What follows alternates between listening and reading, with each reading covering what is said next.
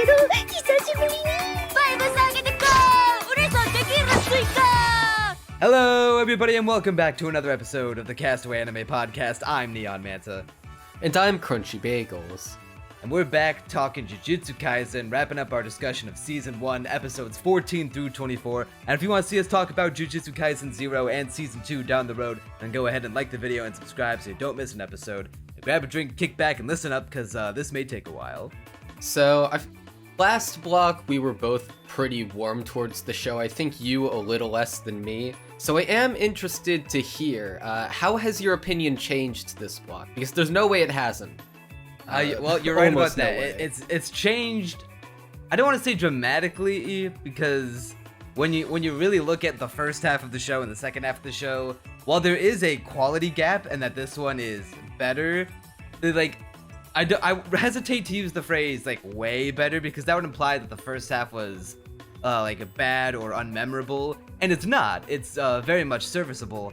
But this is just so much better in comparison that it just you can't help but make the first half feel like, wow, was that even the same show I was watching like 13 episodes ago? I mean, I wouldn't go quite as far as saying they're like entirely different shows. There's a sense of style and flair that this second half has that, while the first half showed like signs of, this one they've like lifted the curtain and shown off the full dick and balls.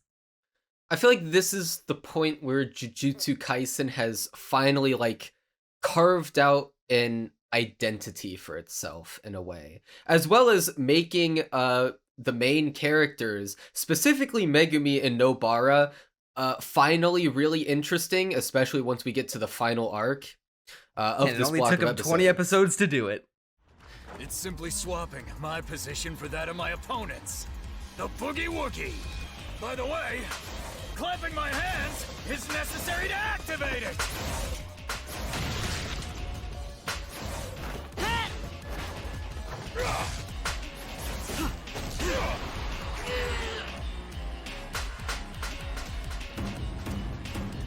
I can't break out of this. Hey, in the show's defense, when they got around to it, I'm just gonna say straight up, Nobara has the most badass scene in the entire show so far. Yeah, we'll absolutely. Get to that. I fucking adore no Nobara. doubts about it.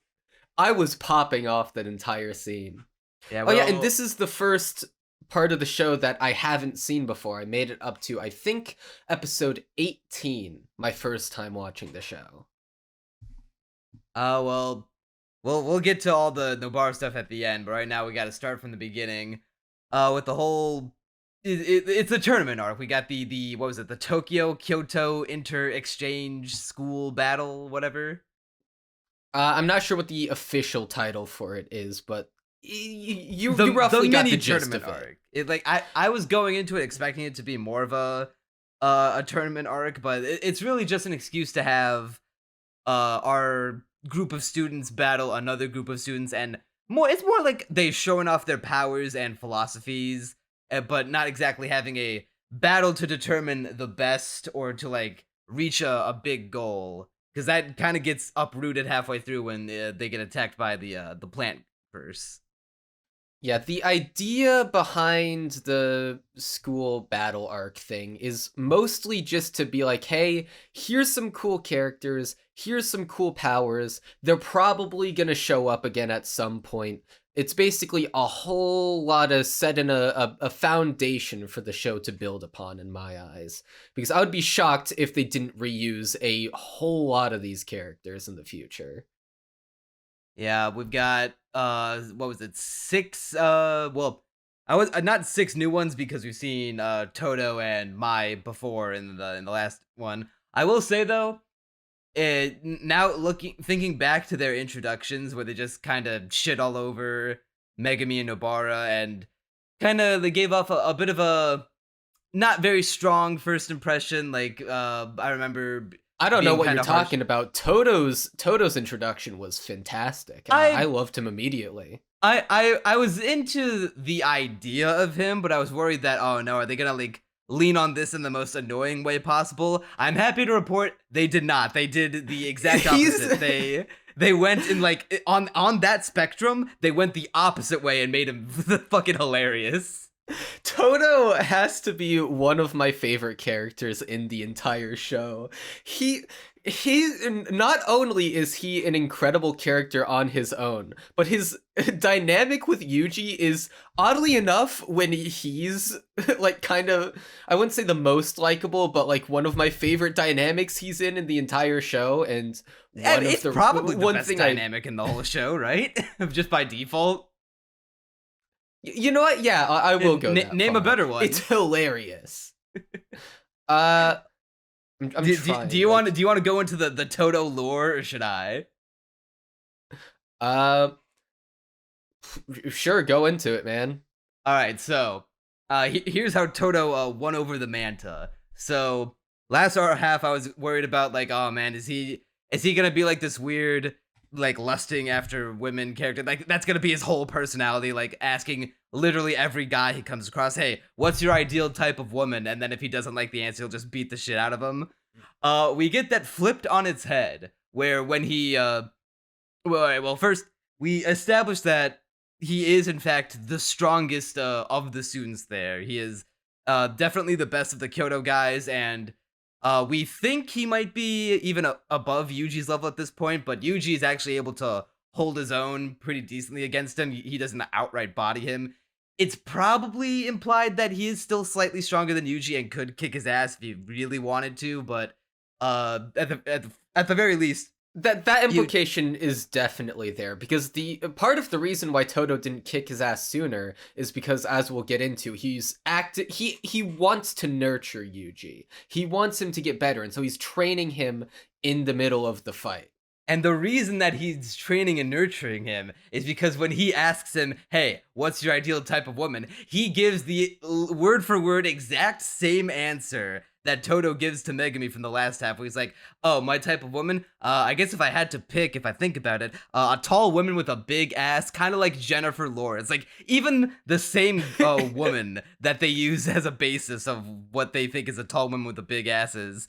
And then, upon hearing this, I fucking lost it. He immediately imagines a scenario in his head. Like, he just fabricates this backstory that he and Yuji have been best friends since middle school, and he's like going to confess his crush to the idol girl Takada that he's in love with, gets rejected, and then imagines himself being comforted like a bro by Yuji, being like, hey bro, like gives him a good old pat on the back, a slap on the ass, be like, hey, let's go get some noodles, my treat, my man.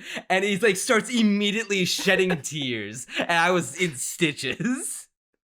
That has to be, I'm probably the funniest joke in the entire show, because it just keeps going. Like, it goes on for like a solid 2 minutes. Yeah, it's like an extended 2-minute flashback sequence of him fabricating this middle school scenario of confessing, and then the comfort, and then he immediately starts calling him his best friend, his brother. He starts calling him like his best friend since middle school. Like, he's already convinced himself, and it's at one point with enough persistence, even though after the whole arc, Yuji like goes back to kind of be like, whoa, okay, something came over me at the time, but we're not actually bros. I don't actually know you that much. We only met each other like yesterday. Yuji in the arc goes along with it and like starts also calling him his best friend and his brother, and they start copying each other's poses, and they tag team fight the plant guy. Oh, it's so good. Todo claims he's been Yuji's best friend since middle school. Yuji denies this. Yeah. Oh, I'm trying to think. That made me die laughing. The whole, we'll get to the baseball thing, but all that was very enjoyable as well. Just so much about Todo. It is like this is kind of like a microcosm of the improvement of the second half of the season compared to the first half. Where they're doing, it's exactly what you wanted the show to do, to take all these characters with goofy, eccentric personalities and their crazy out there powers and lean on that instead of the more bog standard traditional shonen tropes that they were kind of doing in the first half. Now they're putting all their cards on the table, and they're going all in on the goofy, eccentric stuff. and it's been paying off in dividends. When when Todo is like fighting the, I know this is jumping ahead to the plant guy, but when Todo and Yuji are fighting the plant guy, and he's like trying to think of all these different strategies in his head, is like, I think the best course of action to take with my Galaxy Brain CPU 530,000 IQ, self-proclaimed. I screenshotted that. It's like, where the fuck did he get that from? Why that specific number? Like, he could have just said 1,000,000 IQ or 100,000 IQ. No, 530,000 specifically. This block of episodes is like shockingly funny. Like, sure, the show humor has always been had cranked to humorous. 11. Yeah, this Not show to has say that always had there's- humorous moments.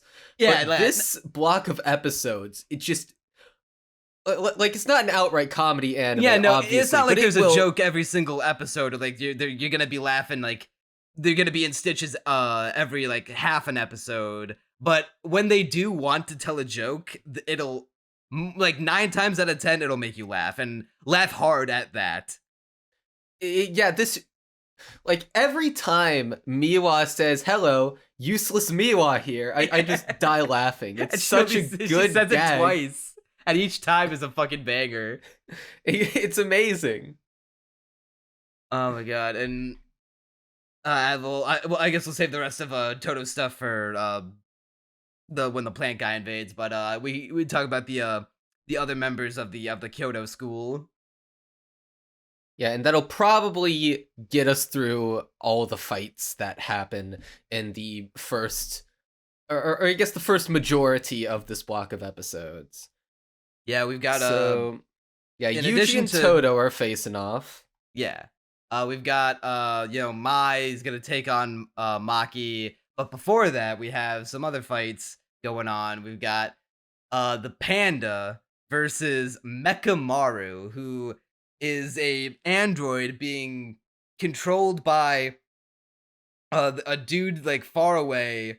It's like strapped up to all these wires and machines keeping him alive. He's all bandaged up in a bathtub, and he's like he's a sickly motherfucker. He is he's got the glass bones and paper skin. Every morning he breaks his legs, and every afternoon he breaks his arms, just like the SpongeBob guy.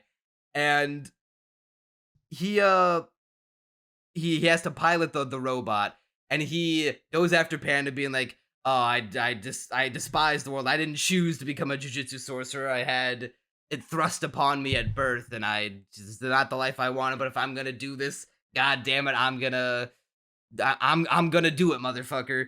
And he resents Panda for also being like what was it, like a cursed corpse? Is that the term that they use? Yes, cursed corpse. Yeah, and he's what separates him from like the little dolls that the Tokyo principal Shades dude made. He was made more to be. Was he like an actual panda? Oh no, they say Panda's not a panda. No, he's not a panda. He is just straight up a cursed corpse, like made from a doll, but he can, as we see later, turn into a gorilla and presumably something He's else that we'll going get ape to. mode. Quite literally. So yeah. I was trying to remember if there was like, what was Mechamaru's exact deal again? I know I just said he was, the sickly boy had made the pact to sacrifice a bunch of his body to be like a strong sorcerer, and he has to fight in this robot suit that uses cursed energy. What was the connection between him and Panda again, outside of them both being like, hey bro, like we both kind of had our lots in life pretty much decided at birth. his deal with Panda was that Panda just straight up got a better deal than him, where despite being different from a human and, kind of similar to him in that regard, in that, he needs to control something inanimate to interact with other people, Panda is actually the thing. He isn't in constant pain. So it's more so not even that it's Panda specifically, but that he just holds this grudge against the world as a whole, and he's venting it through Panda just because he got a better deal than him. but then Panda after unlocking his 8-mode power and then just going, it's on like Donkey Kong with this motherfucker, and he beats up Mechamaru and he's like, hey bro, listen, like, instead of channeling all this energy and being mad at the world, you could spend, if you have all this time to be mad, spend it making the most out of your situation. And you know, it's a little bootstrappy, but there is some truth in being like, you know, you could spend all your time whining, complaining, and you're probably even within your right to do so, but you'll probably appreciate life and living more if you do make like more of an effort to try to enjoy even the life that you have, even if it's like a handicapped one, because that's pretty much what he is. Yeah. And he says that someday his dream is to be able to interact physically with all the friends that he's made, you know, at his school.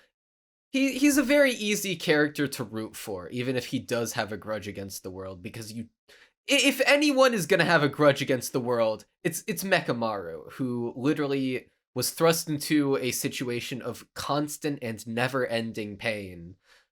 Yeah, on someone else's He was forced whim. to watch ReZero on repeat for his entire life. No, that's a torture far greater than anything Mechamaru has experienced. I haven't even seen season 2. I haven't gotten to the part you hate. It's pretty bad. Well, that's not like season 1's a walk in the park. Season 1's good. We're getting off topic. Yeah. Here we could spend some time cooming. Because I know you've been making your entire personality, at least in Discord and slightly on Twitter right now. Miwa Kasumi. It's not like I've made her my entire personality. I just made her my profile picture and post fan art of her constantly in the art channel.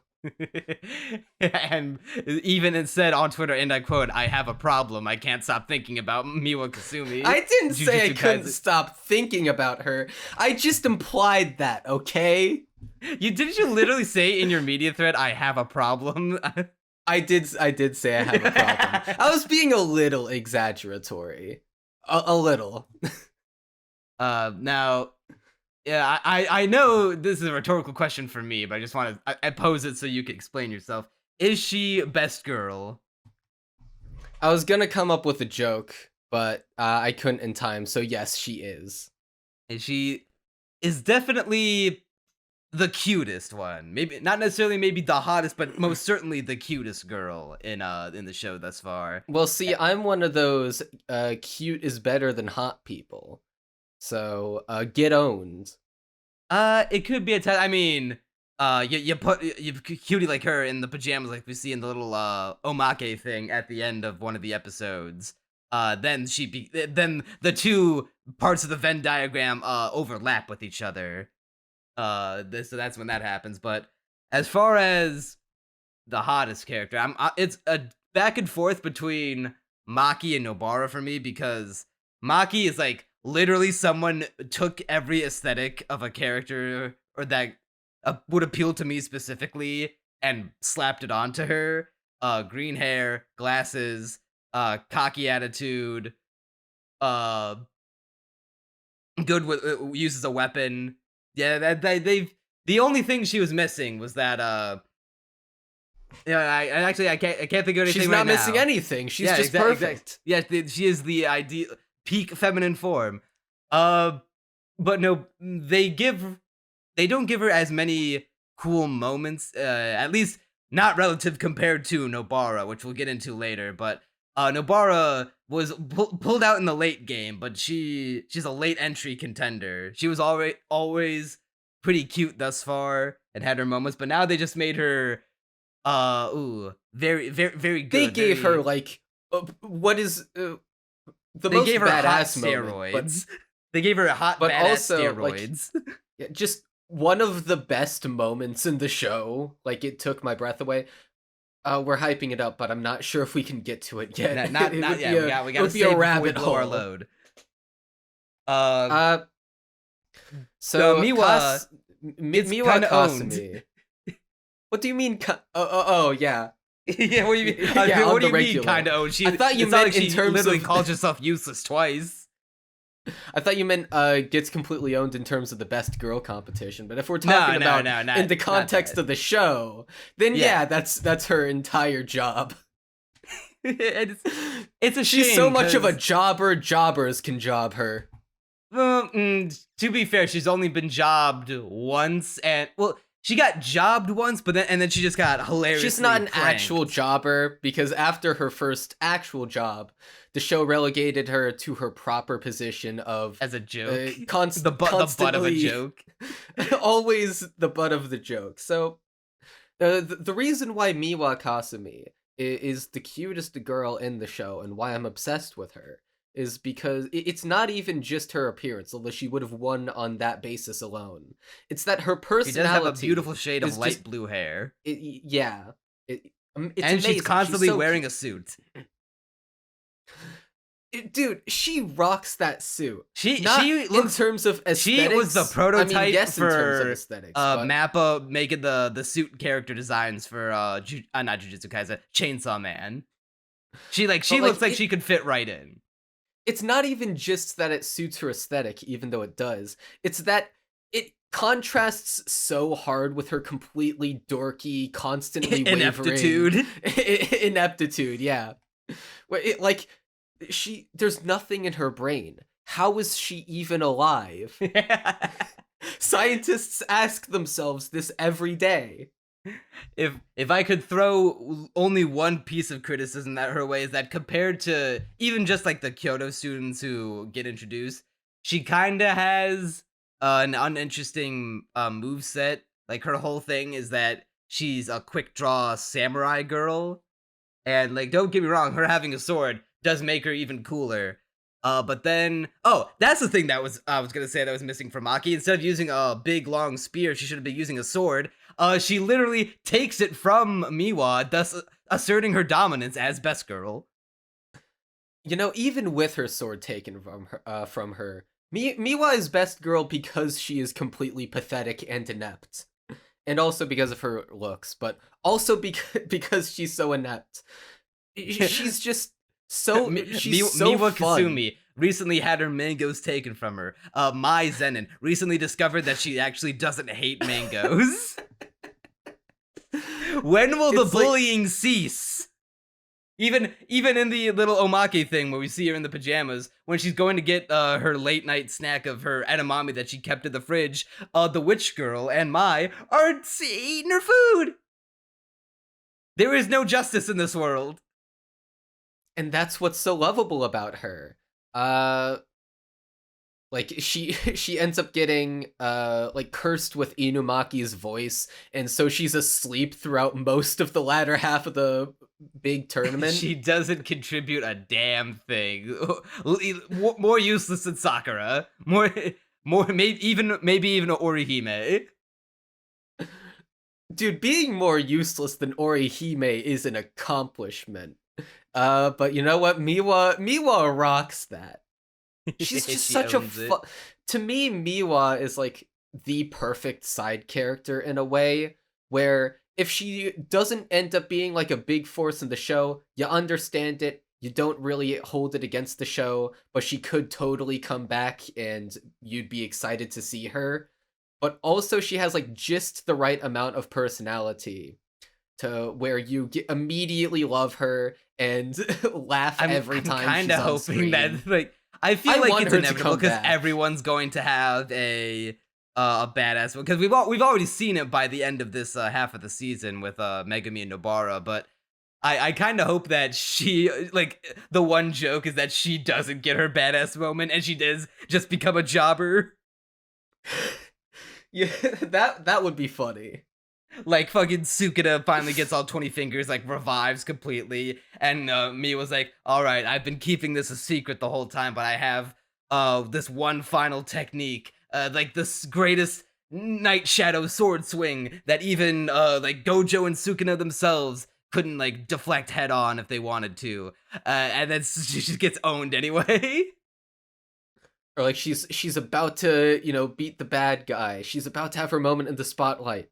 Then at the last moment, someone else comes and then just like kicks their shit in, and Kasumi's like, at the "I very missed my last one moment, as she's going to chance." deliver like the final samurai blow, where like they do the thing where they swing the sword, they explode into blood behind them after like a delayed reaction, then they sheathe their sword like with like grinding it against the sheath before putting it in away like a badass. As she's running, she just slips on a fucking random banana peel. That would be perfect.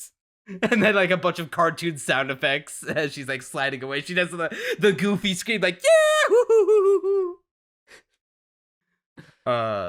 Basically what we're getting at is Kasumi is great. I love her. She's genuinely one of my favorite characters in the show. Probably my favorite at this point, just from a personal perspective, even if the entire point of her character is that she's pointless and doesn't do anything. Doesn't accomplish a single thing. Where's her? If she's an underdog, she's main like story? Bro, she's not just an underdog. She's like 6 feet under. Yeah.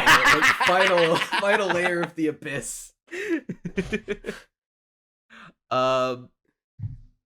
The archer dude. I forget his name. What was it, like Hado or some shit? Kato?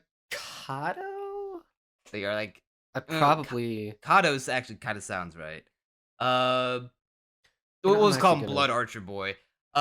He kind of has like a little thing going on where he fights Megumi, and his deal is that he's the son of a concubine who at first he wasn't like supposed to inherit any part of the clan that he was born into, but because even though he was born of a concubine, the fact that he was like inherited like the talents and the gifts and the powers of his bloodline, and his siblings didn't, or at least like half siblings or whatever, I forget exactly.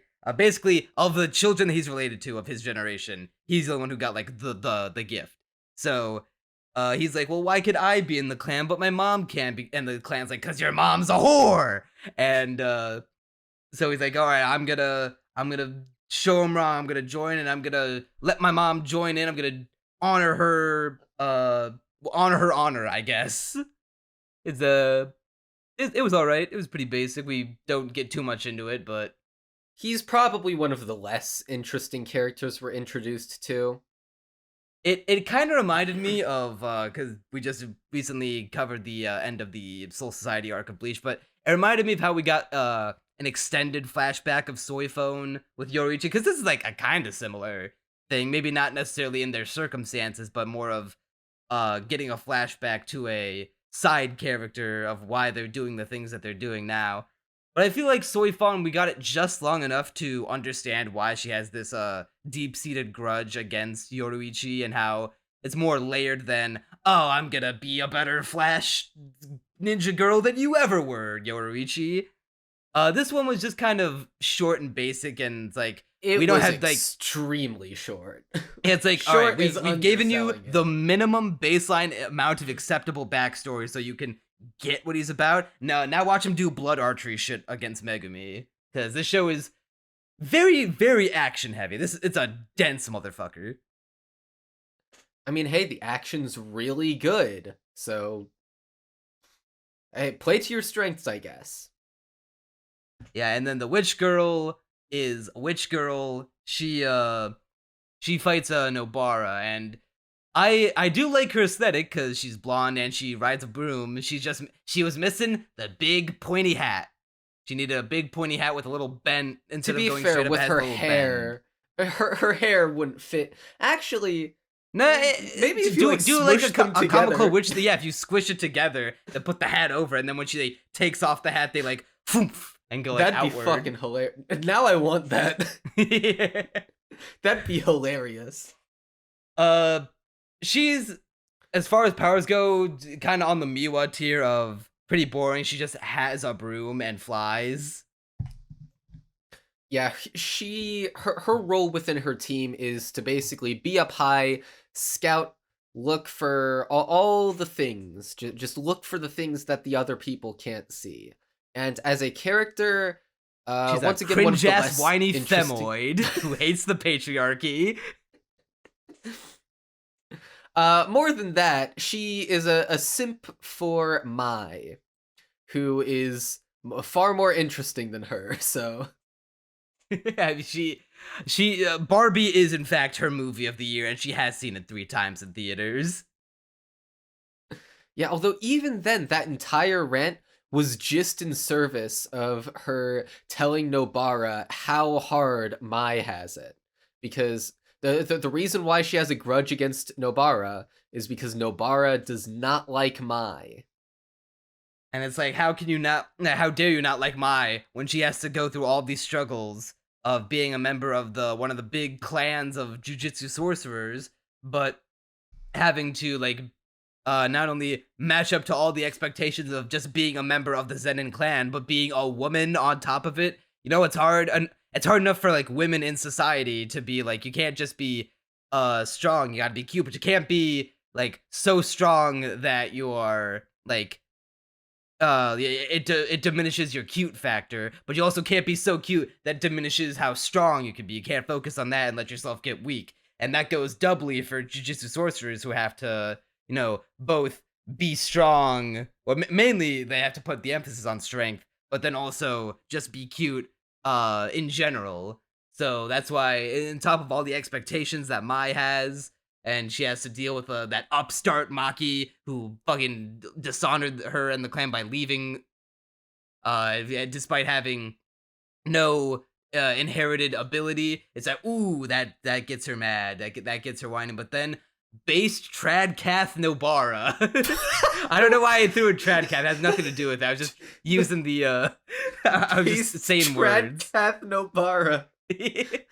I mean, definitely based. Maybe less so Tradcath, because this is kind of I would say more of a. Maybe the witch girl might be a little more Tradcath than Nobara in this instance, but regardless, Nobara smashes through her bitch ass white girl logic and owns her with the power of self-love, being like, I don't give a shit what, the fact that I'm a woman is irrelevant to me. I love myself when I'm going out shopping, doing feminine things, and I like when I'm kicking ass and driving my hammer and nail through the skulls of people I don't like, a very masculine or traditionally masculine type thing. I love myself because I am Nobara Kugisaki, motherfucker.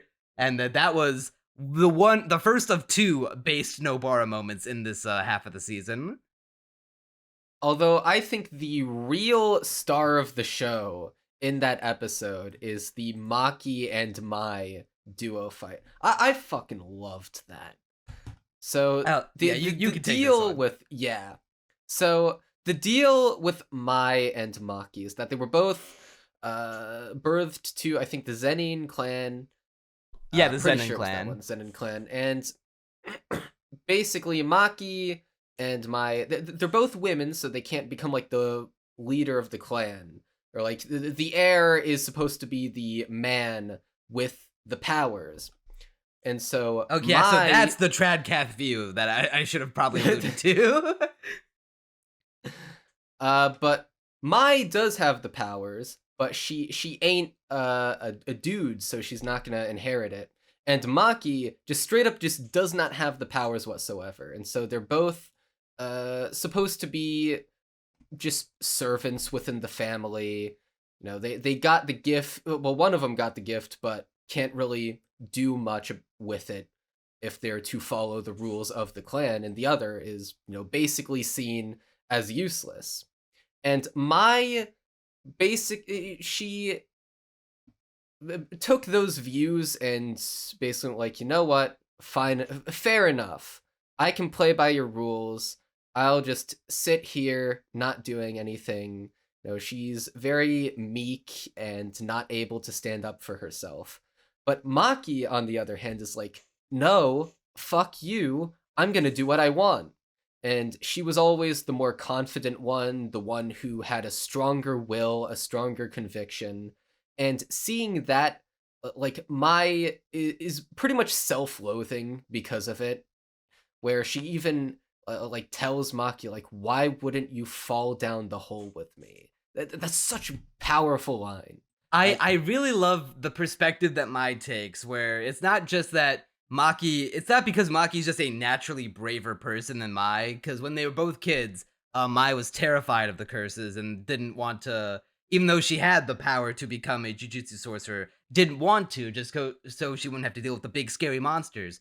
But Maki, because she didn't even inherit any ability to the point where she can't even see the curses without wearing those special glasses, she would just walk right by them and not even like acknowledge their existence because she literally couldn't when they were kids. But Mai could, and so Mai resents Maki for like, if you had the like power to see, then you would like probably be as terrified as I was, or like that's what she's convinced herself to think.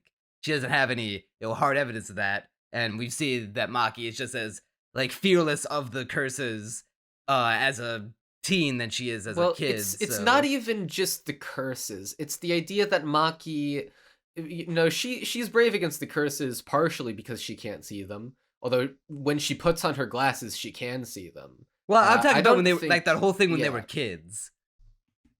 Oh, like just them being kids? Okay, maybe. Well, I feel like it plays a factor into like the reason Mai was resentful, because it's like I think Mai's line of thinking that she convinced herself of was that if you had like if you could see the things I see, you'd be just as terrified as me. The only reason you're acting like that you're as brave and fearless as you are is because you literally can't see them. And I like that. I did not. I'm gonna be real with you. I had an entirely different interpretation of their characters because Maki I feel like can see them once she gets the glasses. Well, yeah, but she doesn't. Presumably, she doesn't get the glasses until later. Yeah, but eventually she does. Then the grudge. Like, why does she still have the grudge? Well, because she see them now. She's resentful. Both of these things are true. My and yours interpretation. Oh, excuse me. Fuck. The reason that the resentment then evolves is that, like you said, Maki goes on to, reject the clan's teachings and be like, you know what, fuck you, I'm leaving the clan and I'm gonna do my own thing, and I'm gonna come back such a badass Jujutsu sorcerer that you'll have no choice but to make me the head of the Zenin clan by merit alone. And Maya's like, no, what are you doing? Don't do that. We don't have to deal with all these scary things. We don't have to put ourselves in this world if we don't want to. We've got it pretty good here. All we've got to do is do a few chores, and we're living the good life. Like, yeah, we may not be as respected as the men of the Zenin clan, but it's not like we're, second-class citizens. We've got a good thing going here, Maki. You promised you'd never leave me behind, but now you're leaving me behind. Yeah, I think the biggest element that at least I got into their relationship and why it fell apart so much is that Mai is once again really self-loathing in a sense where, she is meek. She doesn't have the bravery to take on these big scary ooga booga monsters most of the time. And she has the power to do so, whereas Maki doesn't even have the ability to see them, yet she's so brave anyway. And she hates that about herself, and she projects that into a hatred of Maki. Yeah, where it's like, Maki is basically everything that Mai thinks she can't be. And so being near her in of itself makes her feel inferior, which is why, hey, every time I'm near you, I feel terrible about myself. That makes me big angry. I hate you. But really, she's just cringe. she's just a loser. I mean, that's harsh. Yeah, I'm being harsh for comedy. Yeah. I sympathize with her plight. And I really like her now. I really like their dynamic with each other. I love how she's so desperate to take on Maki that even with after using her special technique where she can, even though it takes a lot of her power, she can make a bullet out of just cursed energy alone, which is essentially almost like making a bullet out of nothing and then firing it from her mind instead of her gun.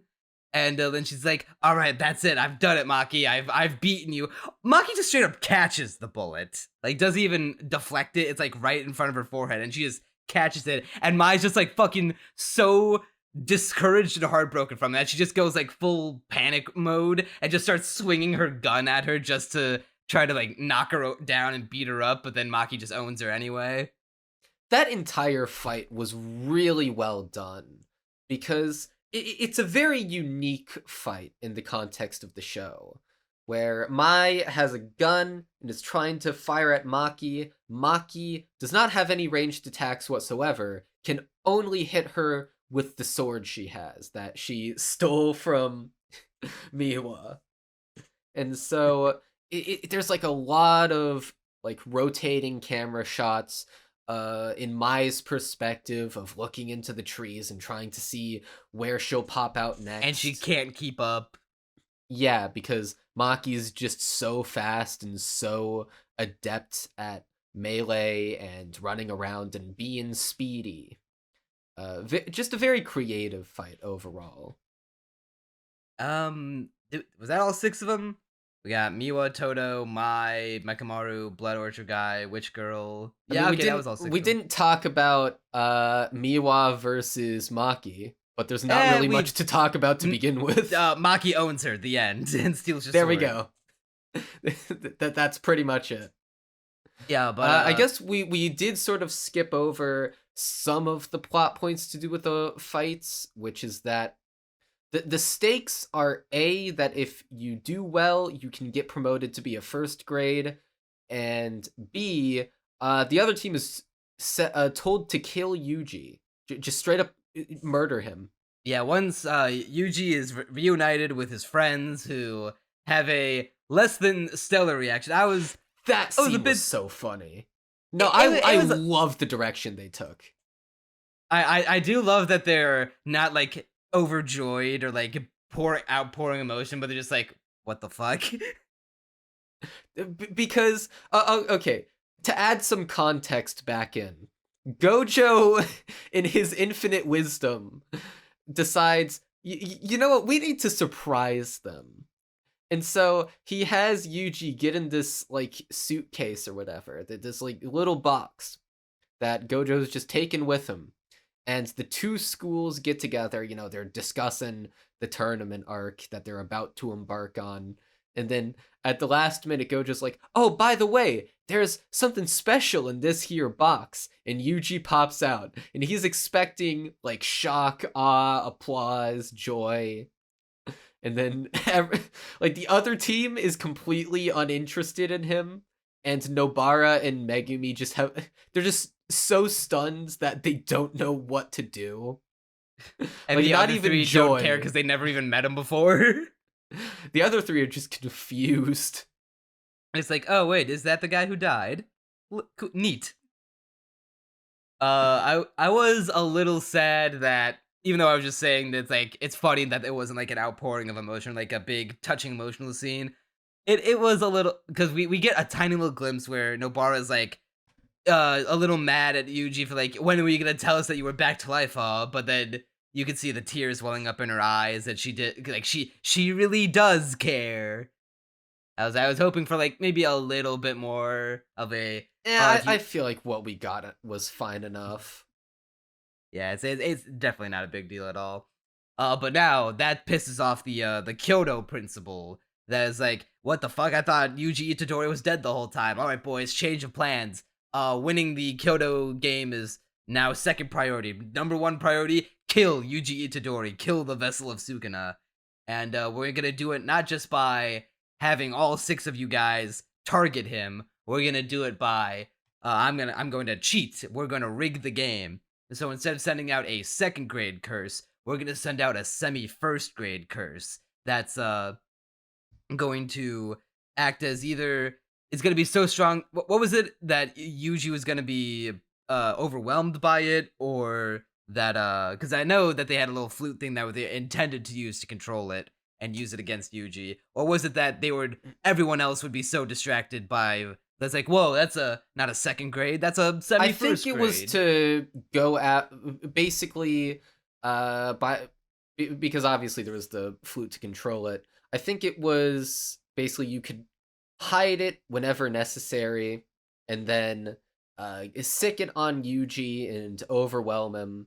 And because you can control it, it's not going to attack your guys, which means that you can just do your own thing and kill him real quick. Yeah, and then in a moment of very good writing, this is how you build tension and stakes. Literally like a minute after this plot point is established, it's like, all right, we're gonna rig the game. We're gonna put out this eat more stronger curse instead of this bitch boy curse as the final boss. We see that rigged curse that they send out immediately get bodied. Like, it doesn't even last 10 seconds before its head gets chopped off by the invading Hanami, who is the plant curse. That's the sentient plant curse that's rolling with the cabal of villains that we got going on. Yeah, so I guess this is as good a time as any to talk about how the tournament arc gets a bit interrupted. Doesn't really play out as everyone intended. This is essentially where the tournament arc ends and the oh shit, we have to the objective survive arc begins. Yeah, so how do you want to tackle this? So the Hanami attack, the bad guys are all they've got some new recruits. They've got this guy who has an axe and an apron, and his sole gimmick is that he just wants to make coat racks out of the people he kills, which is once again like we see a lot more of that leaning onto goofy eccentric tropes from like this episode specifically. When you the just villains reminded invade. me when you were talking about goofy tropes in that guy, the principal fights. I was that literally guy. about to go into the principal. So I actually have a story here. So in Bleach, I was laughing when the big higher up, the leader guy, Yamamoto, has super. this guy is literally Yamamoto. just like almost a carbon copy of, by the way. But he was super powerful and had fire magic and was ridiculously shredded and like super cool. And I thought it was really funny because he had a very prolonged introduction. This is basically his introduction, but the show is making it as goofy as possible on purpose, where he just busts out an electric guitar and starts playing a riff. I had a big goofy smile on my face because he's carrying around this big case, and I was thinking like, okay, is it gonna be like some ancient mystical curse weapon that he uses? It's just gonna like body this chump who's like, oh, you're gonna fight the principal of the Jujutsu school. All right, good luck, buddy. We're gonna see how exactly he's going to own you. No, he disrobes, shows off he's like old, a very like rock star physique, and then takes the electric axe guitar out of the case. It's like, why don't you come on, motherfucker? Why don't you try to make a coat rack out of me? And then just like his powers are, once you see the guitar, it's like exactly what you expect. He shreds, and the music from his guitar, the sound waves from it are his attack. So it's more of a visual gag than a oh wow, what a unique power. But the fact that it's attached to the old Kyoto principal guy, who up to this point we've seen as like this oh man, he's what an evil bastard. He's out to kill our boy Yuji. He's rigging the game. He's telling all of his students to forego the game and just kill Yuji. No, he's actually a goofy eccentric shonen guy too. And that's exactly what the show needs. Yeah, so aside from that, there's also this very effeminate Literally man you! that Neon I will slaughter, drown, just He drown. literally put you in Jujutsu Kaisen. I reject these allegations. Unfortunately, these guys were definitely meant to. I mean, maybe they'll come back later, but these guys are definitely meant to be jobbers. Even though the coat rack thing and I suppose in comparison, the femboy, They'll definitely come back, for sure. the femboy, all his because gimmick they was didn't that he do anything. he was honestly. effeminate, had a weird sword, and liked being around women. That was the extent of his gimmick. He was kind of weak. he does precisely nothing. Because, like, pretty much as soon as his fight begins, the veil dispels, and he's just like, oh, gotta go. Oh my god, yeah, the speaking of veil. the fucking veil. Okay. Yeah, I so know it's- this is jumping ahead a little, but it happened again, boys. Mr. Satoru Gojo himself destroyed all tension in the scene again. You know, I honestly didn't mind it. Ignore that text sound. I thought what went through my head is that you disagreed with my take so much that you malfunctioned. That I did you hear that bird? Yeah, I cooing heard sound? It. Okay. It sounded like a beep on my end. So when this happened, like, it's the way that it happened that just kind of pissed me off the most. It's because they explicitly established that the bad guys have put down a barrier, a veil over the area where the students are doing the fighting, and it's specifically an anti-Gojo barrier. Literally anyone else can come and go through it as they please, but it's Gojo specifically. They like tailor-made it to be Gojo proof. He can't get in. It shocks him if he tries to get in. And it's like, okay, and they say in order for it to have this much power to keep just Satoru Gojo out, it has to allow literally everyone else in, and it's so powerful that it's not even like being able to be hidden. Anyone can see it. That's its weakness, but in exchange, it can keep Gojo out. And it's like, okay, this is a way for us to raise the stakes. One of the big boss curse guys is here. We've got several other curse users walking around, like the coat rack dude and the femboy, and they're running around causing trouble for our heroes. And the most powerful character, Gojo, is unable to do anything until he can. At one point, when the narrative just decides it to, he just breaks the barrier apropos of nothing. He does not break the barrier. Granted, it's established like after he breaks in, so it does seem like that at first, but the actual mechanic is that the barrier could only last 30 minutes. Like that's the price you pay for making a barrier that keeps out literally the most powerful Jujutsu sorcerer of all time. Okay, all right. Are you gaslighting me? Because I minutes. literally I don't am even not remember that gaslighting being a you. thing. No, it lasts 30 minutes. That was established I thought after the fact, but oh wait, they say it after the fact? I don't remember exactly when they say it, but I know because at first I thought Gojo had broken the barrier too. Yeah, because he's standing on top, and that's like the weakest part. But well, no, I thought that the after fact that he was like doing a hand motion, like he's like flying above the barrier. It's like, oh, he broke it somehow. Okay. No, they established that like after that happens, they established that it only lasted 30 mints, and they're like, oh, gotta go. Okay, that must have been like one line of dialogue, because I don't remember that at all.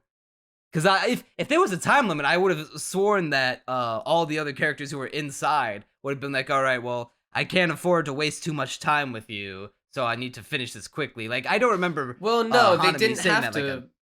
Well, no, they didn't have to finish it quickly, because the entire point of the like fighting within the barrier wasn't to kill people per se. Like they didn't. Yeah, it was mind to allow killing Mahito people. to go steal some fingers and some cursed artifacts, but I still don't remember them saying anything about a barrier. Because I mean, Hanami made it a point to be like, okay, like there's no way I could take on Satoru Gojo, but like I would assume that now that she's having trouble fighting Yuji and Todo, I would assume that like, okay, if I can't beat these guys together, even with like all this with all these techniques they're doing, they're beating my ass in the quote retreats and in real life right now. How am I gonna stack up to Gojo? And the barrier's gonna go down in like X amount of time. I gotta get the fuck out of here, dude. I But mean, the barrier he goes did have a down. watch on. Like we don't even have a like none of the characters are keeping track of the time limit. Well, see, if I had to guess what happened, the author, I don't actually know his name, just I think it was like decided Gege that Akitaru or something. I don't know, that sounds right. but he was probably like, okay, I've said everything I wanted to with this fight scene. How do I make it end? Okay, we'll send Gojo out. I gotta How push do I the Gojo send... button. Yeah, press the Gojo button. And then the mechanic that he introduced after the fact, it was probably a retcon, if I had to guess, is the barrier lasted 30 minutes. And I do swear that line was in there. Alright, then it I would kind be of makes shocked if that invented line was that. in there, then that kind of makes Hanami more of a dumbass, because why would she try to do domain expansion? Okay, you know what? I'm gonna find the line. Okay, well, you I'm do that. I'll going just to explain this and rant, because she's the last thing she does before before the barrier breaks is that she's about to use domain expansion on either Yuji or Todo. I forget which exactly, but she's gonna use domain expansion on one of them. The barrier breaks. Gojo immediately comes down before Coat Rack guy and the Kyoto principal even have like a real exchange of blows. He just comes down, points at him, and turns his limbs into fucking slinkies, and he one-shots the dude.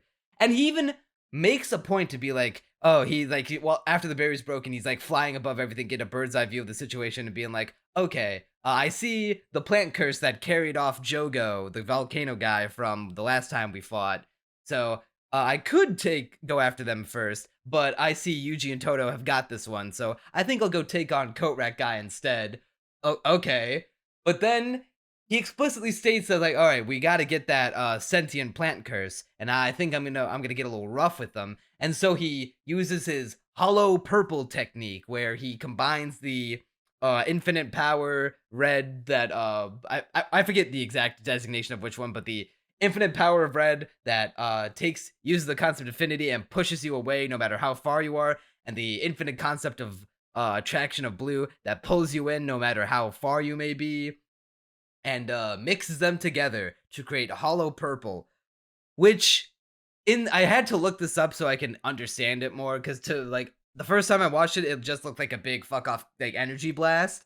Apparently by mixing both of these concepts of infinity, of the attraction and the repulsion, it's just basically a kind of like a black hole, but it's basically like it's a key blast, and it erases everything, it disintegrates everything that it touches, which is exactly what it does, and he fires it in the direction of the plant.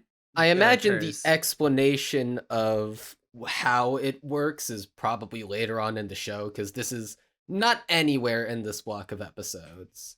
It was a lot cooler to use in Fortnite, I'll tell you that much, when that was still a thing. Okay, hold on, I found the line. Okay, and it's actually, okay. Go on. What's the line? Oh wait, hold on. Oh, Did no, I like he's misread wrong? I might be. Is this a certified Okay. Crunchy Bagels was wrong moment? I think it is a certified Crunchy Bagels is wrong moment. It might be, because he said, okay, so the line I was referring to was when the blonde guy says, has it even been 30 minutes? And I think I just straight up misread the line, because what I thought it said was, has it already been 30 minutes?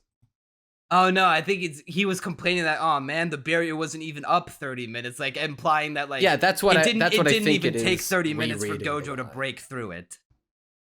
So he did just break the barrier. Yeah, that's lame as shit. The author just randomly decided, okay, enough time has passed. Gojo broke the barrier specifically designed to keep him out, even with all these other conditions that had to be made to get it up, because he's just that strong. And despite saying that, Yuji and Todo have got the plant guy handled, he then uses what is presumably one of his strongest attacks against the plant person, like later, after one-shotting the Coat Rack guy. For what reason exactly? Why didn't he just instantly do that? I mean, Gojo is very whimsical and just does whatever. I don't mind that per Yeah, and that's se. fucking lame, because he's the strongest character. I mean, doesn't that play into him being the strongest character, though? That Yeah, hey, I'm but in I'm an strong as obnoxious, shit, like, let's artificially extend the story way of being like, yeah, he could, one punch man his way through all of any situation, but that would make this like shonen story, because like in One Punch Man, that's the joke. but this is not supposed to be a joke series in Jujutsu Kaisen. This is supposed to be a serious shonen story that has goofy moments in it, but we're supposed to take the story seriously. And him just being able to once again destroy all, because as soon as the barrier goes down, it's like, oh, okay, none of these bad guys stand a chance because now Gojo's here. Well, see, I don't even mind the idea of Gojo ending the fight, because it did feel like a relatively good time to end it, although I will still complain that the blonde guy didn't really get anything to do. I mean, but my issue with it is that, honestly, what I thought had happened would have justified it to me, but because rereading the line, that actually wasn't what they were trying to communicate. Yeah, I would kind of like an explanation as to how he broke the anti-Gojo because barrier. he's the strongest guy. If it, like, my ideal version of this scene is, like, establishing at the very beginning, whoa, bro, we got 30 minutes for this anti-Gojo barrier to be up. Let's do this. Let's cause as much I would chaos agree. as That would at possible. least be something, but that's not what we got. Unfortunately. And that would have fixed all my issues with it. Judging from how you're talking, it probably wouldn't have fixed all your issues.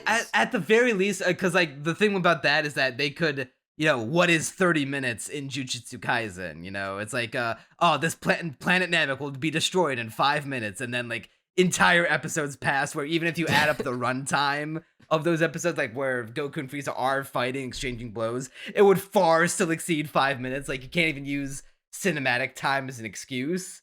Like it's really lame, because it's like it kind of undercuts it undercuts Yuji and Todo, because like while they do grow and learn, you get to see their powers in the fight while they're stomping Hanami shit in. They're cucked from beating Hanami. Like they just fended off, and so that kind of is a bit of a wind out of the sails. Kyoto principal guy, electric guitar man, gets cucked because I think he just strums his guitar once to like establish what his powers are, and then immediately just gets cucked by Gojo. Okay, listen. I was not expecting any serious fight with the principal. I don't care that he got cucked. That was a funny joke. We did not need more of that fight.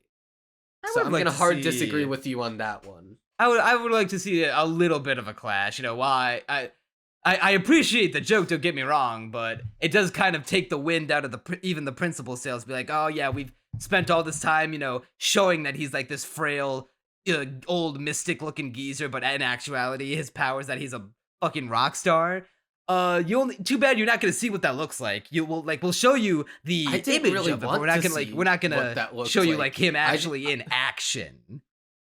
Yeah, I don't. We'll see. I don't care about the principal though. Like he's. I didn't care about the principal until he character. took out the electric axe guitar and became it's a rock funny star. joke, but And I it's don't like, want okay, to I'm see invested that fight. now. I want to see where this goes. Oh, too bad. I wasn't fun's invested. Over. Gojo said I was time invested to... in every other fight except that one.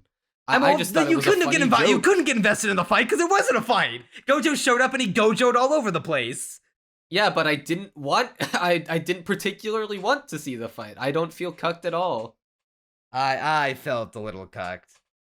I mean, I'm sure we'll get it later, but we just had to see Gojo, turn this man's limbs into, chew toys that you could throw him down the stairs. I'm just really excited because season 2 seems to be the season where they seal Gojo away, and then once he's gone, the bad things happen.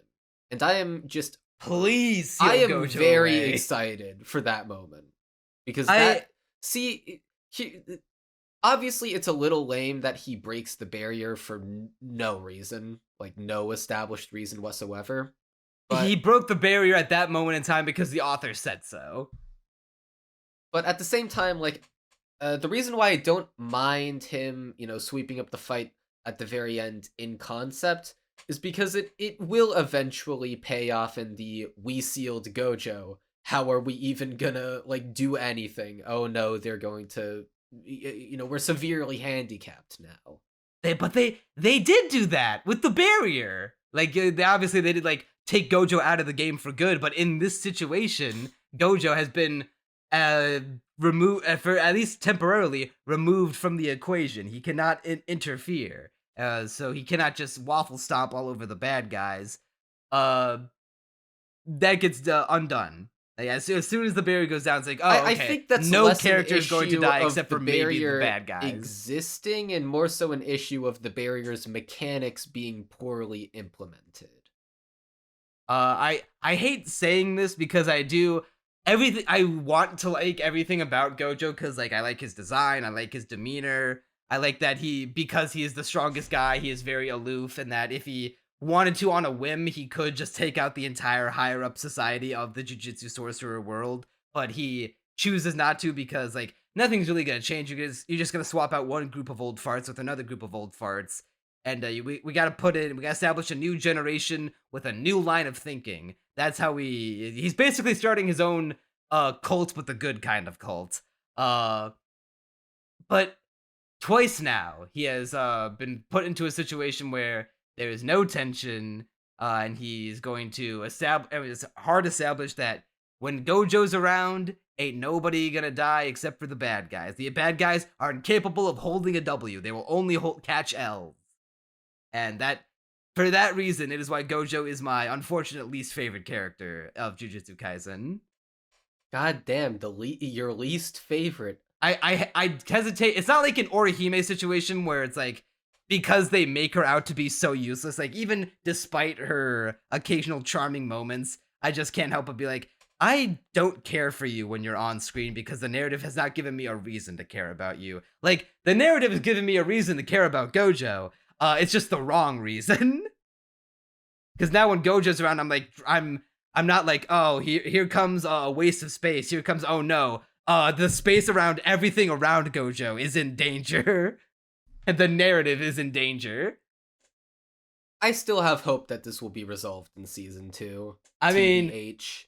That Jujutsu Kaisen 0 and the first half of season 2 is gonna be Gojo focused. So God help my soul.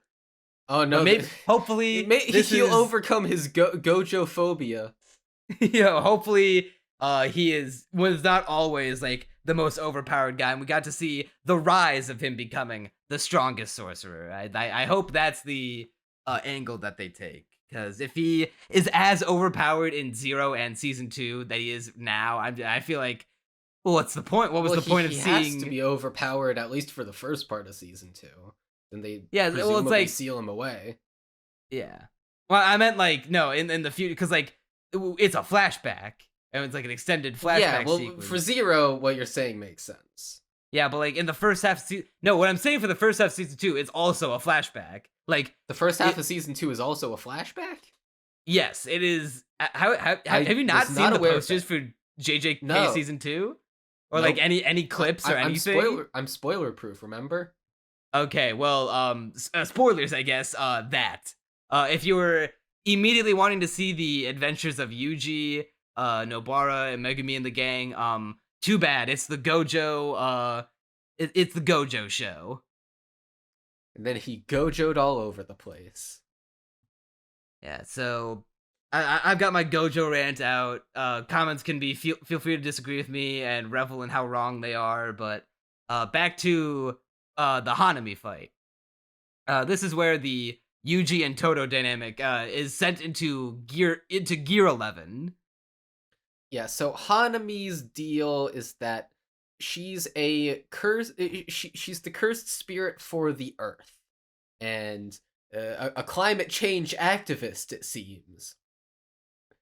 And her deal is that, she's very serious, pretends to not like fighting, actually does like fighting. But the more interesting aspect of this fight is Todo and Yuji working together. So a little earlier in the show, they introduced this thing called the Black Flash. And basically what it is this gets us at, oh god, there's so much stage setting.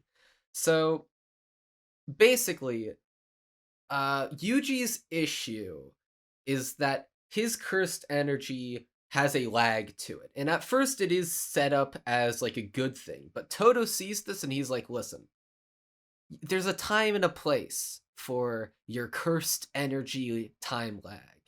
But I can feel your cursed energy, bro. You do not have control over it. You just have that lag. You don't know how to alter how He's much like, it's it not a lags. bad technique, but if you solely rely on this technique, you are not going to make it far. So he's like, aight, bro, listen up. They say cursed energy comes from the stomach, but bro, that's all lies. Everyone gaslighted you.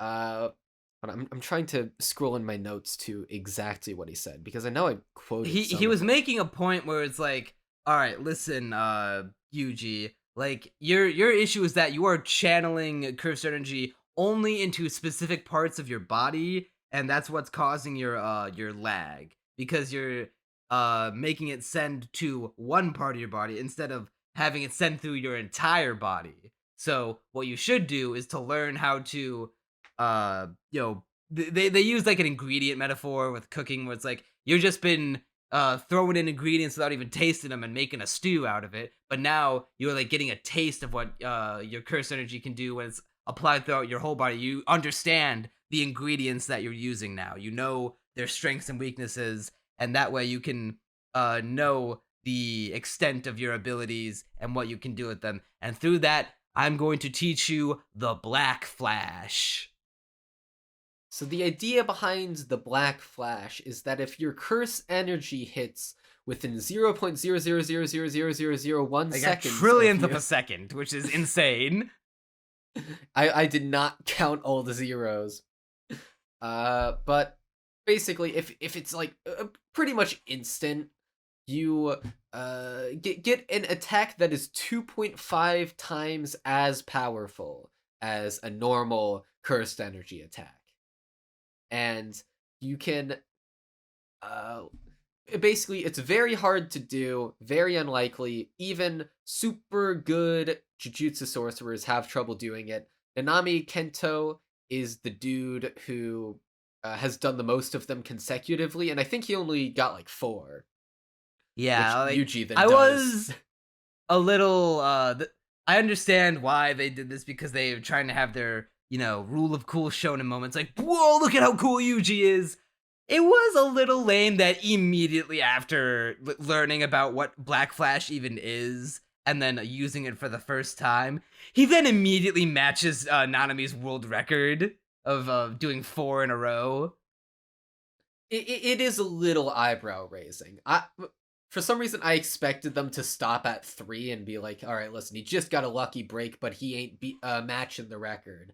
But Yeah, no, like, he that would have straight been up fun. does. Was like, bro, like, it would establish that he's not at the level of his superiors, but he is, like, his potential is so great that even just after learning about it, he would get, even though 3 is also, pretty eyebrow raising, at least it's like, okay, he didn't match a guy who's better than him. No, he did just that, because he's that cool, bro.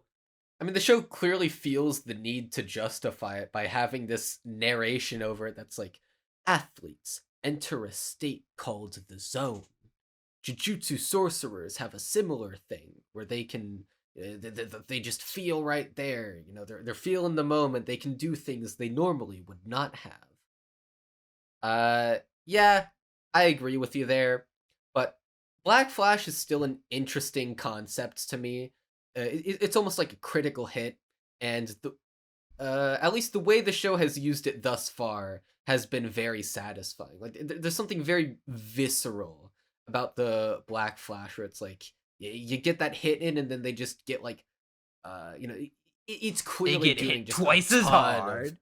Yeah, it's clearly just doing And so it's much red damage. and It black is lighting instead of blue and black.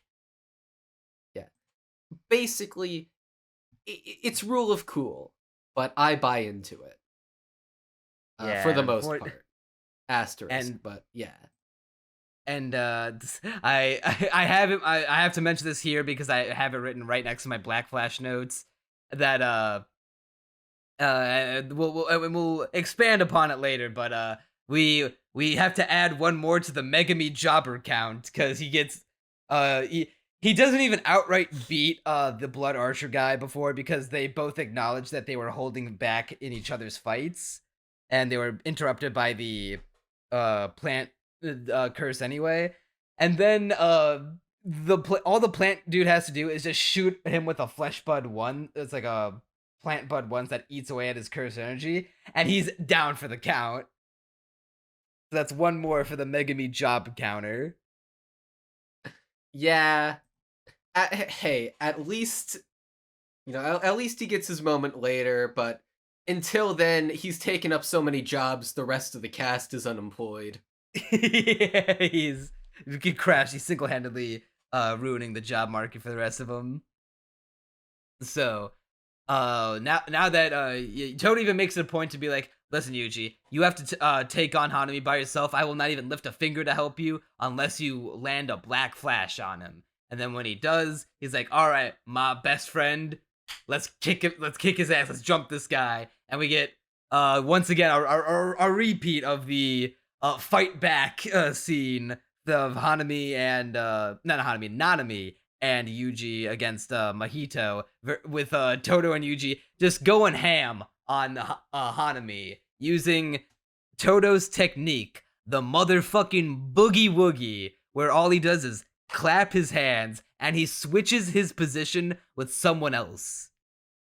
Yeah, so once we get to the point where he's switching everywhere, I think the fight becomes really, really good, with some really fun choreography and strategy with the switching. Although, I actually have a slight criticism of the moment before that, where Hanami is, all the branches are spraying everywhere. I need to ask you, did you know what the shit was happening? Like, when the branches were exploding and the camera was, like, moving everywhere? Because the choreography, at least to me, was so disorienting that I was like, what even happened?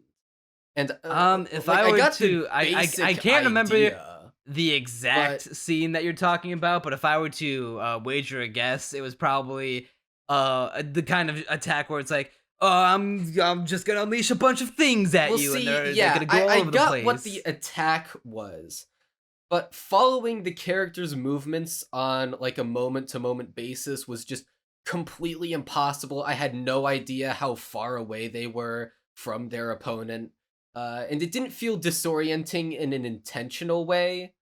It just felt really just jarring and kind of awkward. Yeah, I mean, know, it's like, I think I remember like what you're talking about, because I think there moving was a moment where I was a little shocked at this rate that they went from ground level to the air, like really high up in the air. That's exactly the shot I'm talking about, because I was like, wait, where the shit are we? What is happening? The camera is going everywhere. I can't even tell how the characters are moving or where they're moving to. I can't tell what the hell is happening. It eventually, like, we eventually get to where there's more focused shots and you can tell what's going on. But I don't know, it was really, really jarring at first. It felt almost like it was trying to be one of those shots where there's so much happening that you just kind of get overstimulated and go like, hey, that's cool. This is as good as time as any to talk about this.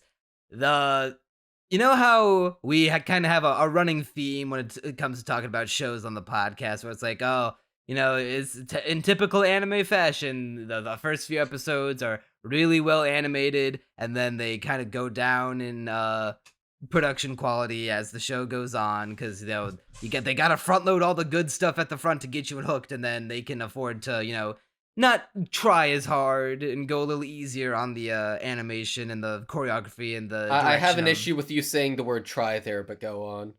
Well, okay, maybe not necessarily try, but maybe just don't have the scheduling power, like the manpower. Like I say it will try as a shorthand for it could, just because it happens so frequently, and and it's not correlation doesn't equal causation, but the fact that it happens so frequently, I'll just use it as a shorthand. That's not a thing in this show. The animation quality is pretty astounding throughout. I mean, yeah, it's astonishing how the show's animation quality just completely disintegrated and has started looking worse than Uzaki-chan at around the 16th episode mark. Yeah, at one Nah, point this I was show looks surprised that they incredible ran out of throughout. animation budget and they had to turn it into a slideshow like the end of the Evangelion series, and even then they ran out of ink and the markers. They had to resort to finger puppets, which was like really weird. And then, like, you could see in a shot, like, I don't know what happened, but they somehow, like, tore the finger puppet, and so it was just, like, barely on his hands. Yet, I don't know what happens there. Okay, but for real, the action animation goes insanely hard.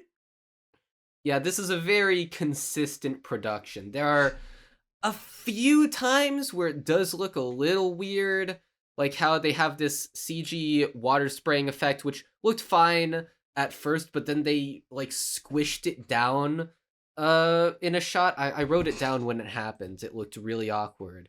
Like there's this one shot during the Maki and Mai fight where there's like a spinning CG bullet, but like I don't mind that it's CG, but it's at like negative frames per second, like so choppy, so as to be like, wait, what? Why is it like that? It's like my game is lagging. But those are ultimately nitpicks in the grand scheme of things, because on a moment-to-moment basis, this show looks chef's kiss. Like, it's very consistent.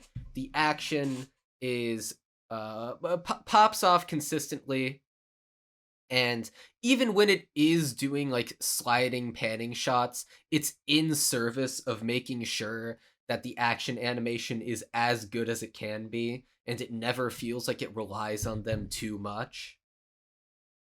Yeah, it's very lots of dynamic camera movement. The show does have a favorite fighting style, that one of just making the characters spin around a whole bunch and do these spinning wheel kicks and like spinning around so much that they hit people with the back of their arms and fists a lot, which is, I don't know if that's just because that's a MAPPA thing or if that's from the manga, or if that was just like their way of being like, oh, how can we animate this guy hitting this guy a bunch like real in a real cool way. That is just something I noticed. But no, yeah, the animation great across the board. I can't think of a single fight that was ever like such a downgrade that I was like, oh, what happened here? Where was the MAPPA cruelty squad on this one that had like the MAPPA concentration camp where they had to whip the animators from the tops of like little stands, being like, well, animate harder, faster. There must be a particle effect at all times. There must be Yuji smear frames of him spinning around and punching dudes at like light speed at all times. They're unless that we need 50 lightning shots by the end of the day, or you don't get your 5 grains of rice. To be fair, that's not far flung from how MAPPA actually treats their employees. So I've heard that the reason for the good animation is because although the show was on a nightmarish schedule, mind you, this is just what I've heard from a Canapa Effect video. I haven't actually looked into this, but apparently the people they got to direct it and like the main staff of the show had a lot of connections, and so they were able to bring on really talented people to the project. And that made it look as good as it did, despite MAPPA's let's just say less than desirable working conditions. And hey, it worked out for him this time. Yeah, the show just looks great, like start to finish. There was never a noticeable decline in animation quality. I love how while they're fighting Yuji and Todo against Hanami, Todo, he's not only is he thinking with his galaxy brain 530,000 IQ, but he also thinks in those imaginary scenarios that he fabricates in his mind, where he's about to like get hit by the flesh buds. It's like, okay, I will harden my cursed energy into a barrier so thick that they're not even gonna be able to touch me. But then in what he described, the show describes as like a fraction of a second, then has a fabricated thought in his mind of him hanging out with his idol waifu, and being like, hey, don't you think the most likely scenario is that those things feed off of cursed energy? And he's like, you know what, my girlfriend, I think you're exactly right. And then turns off his cursed energy, and so they just deflect right off of him, and the curse like, damn, he must have figured it out. And it's the fact that he I am thinks jealous of Todo's imagination. yeah, it's like he's like the funniest schizophrenic like alive. I am He's stunned. really I'm at a good. loss for words at how like the absolute unit that is Aoi Todo. Yeah, so the way Yuji and Todo win is by disorienting their opponent to death, where they're constantly switching back and forth. And because they're of drastically different builds, you have to alter the way you attack each one. And so it's, throwing Hanami off, where it's like, he's big and then he's small and then he's big again. And then Then they're switching so fast I can't keep track of like I can recognize when that I'm getting punched by Yuji and when I'm getting punched by Todo, but I can't keep track of their positions after they punch me because he's always switching places with either themselves or me. yeah, and it's that he can also switch Hanami with him that makes it so that Hanami can never tell how to react in this scenario, because literally anything could happen. And then just to make it even more mind-boggling, Todo switches Yuji out with a weapon. Basically, he can switch with anything above a certain amount of cursed energy. And so he can use that to just completely mindfuck his opponent. Yeah, the one bit about that power that I wasn't too big a fan of is that he when he uses it to switch two things with one thing, I'm like, oh, I feel like that's the kind of ability, like the ability is cool because it has the a limitation of like, okay, it's really cool, but it can only like target one thing at a time. The fact that it can target two things, it's like it kind of pushes it in that way where it's like, oh, that's not a cool thing that it could do. That's just a better like version of it that makes it less interesting. What were the two things that he switched? I think he switched both himself and Yuji with with Hanami. Because he does in fact switch two things at once before. Himself and Yuji with Hanami? I'm trying to remember when that was. I know for I'm not. This isn't I'm misremembering 30 minutes thing. I swear to God that there is a moment where he switches multiple things, more than just himself and another person or another thing, or someone else with another thing. He does two. It's a 2-for-1 deal. 2-for-1 combo special. But yeah, I think overall the power is pretty fun to see in action. Yeah, especially when they animate him clapping in all these like goofy ways. And I think that's about it for this fight. Yeah, unless there's something important I'm forgetting right now.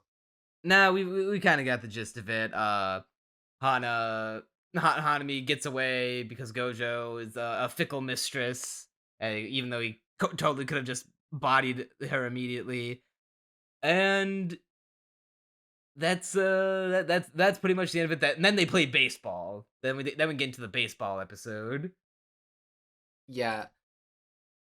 I really like that they play baseball. It's funny because their rationale is like, well, we need to continue the tournament somehow. Like, can we continue it? And Todo's like, I think we should, And eventually the way it's continued is, okay, instead of how it's decided is that they draw names from a hat, and Gojo put in baseball because it's like the different types of competition it could be. So they end up getting stuck with something that's kind of ridiculous in the context of the show, but I really loved it. They have all the cards on screen telling you about the characters, and with like a constant flurry of stupid comments. Yeah, it was a nice way to unwind and decompress after the tense big battles from the school arc, and it's also a great source of comedy because there's like I feel like this is the episode with the most amount of like concentrated jokes in them, like the maybe not necessarily the highest quality that could be subjective, but definitely the highest quantity. I mean, yeah, the entire baseball scene is just meant to be, silly and fun and irreverent. Like, this one got I love me. how Panda's card says, wants to punch a zebra someday. Why? Just Why a zebra specifically? I think because a zebra is also black and white, and he wants to assert that's his the dominance. only thing it can be. I think he just wants to assert his dominance, that he is like the strongest black and white creature on the planet.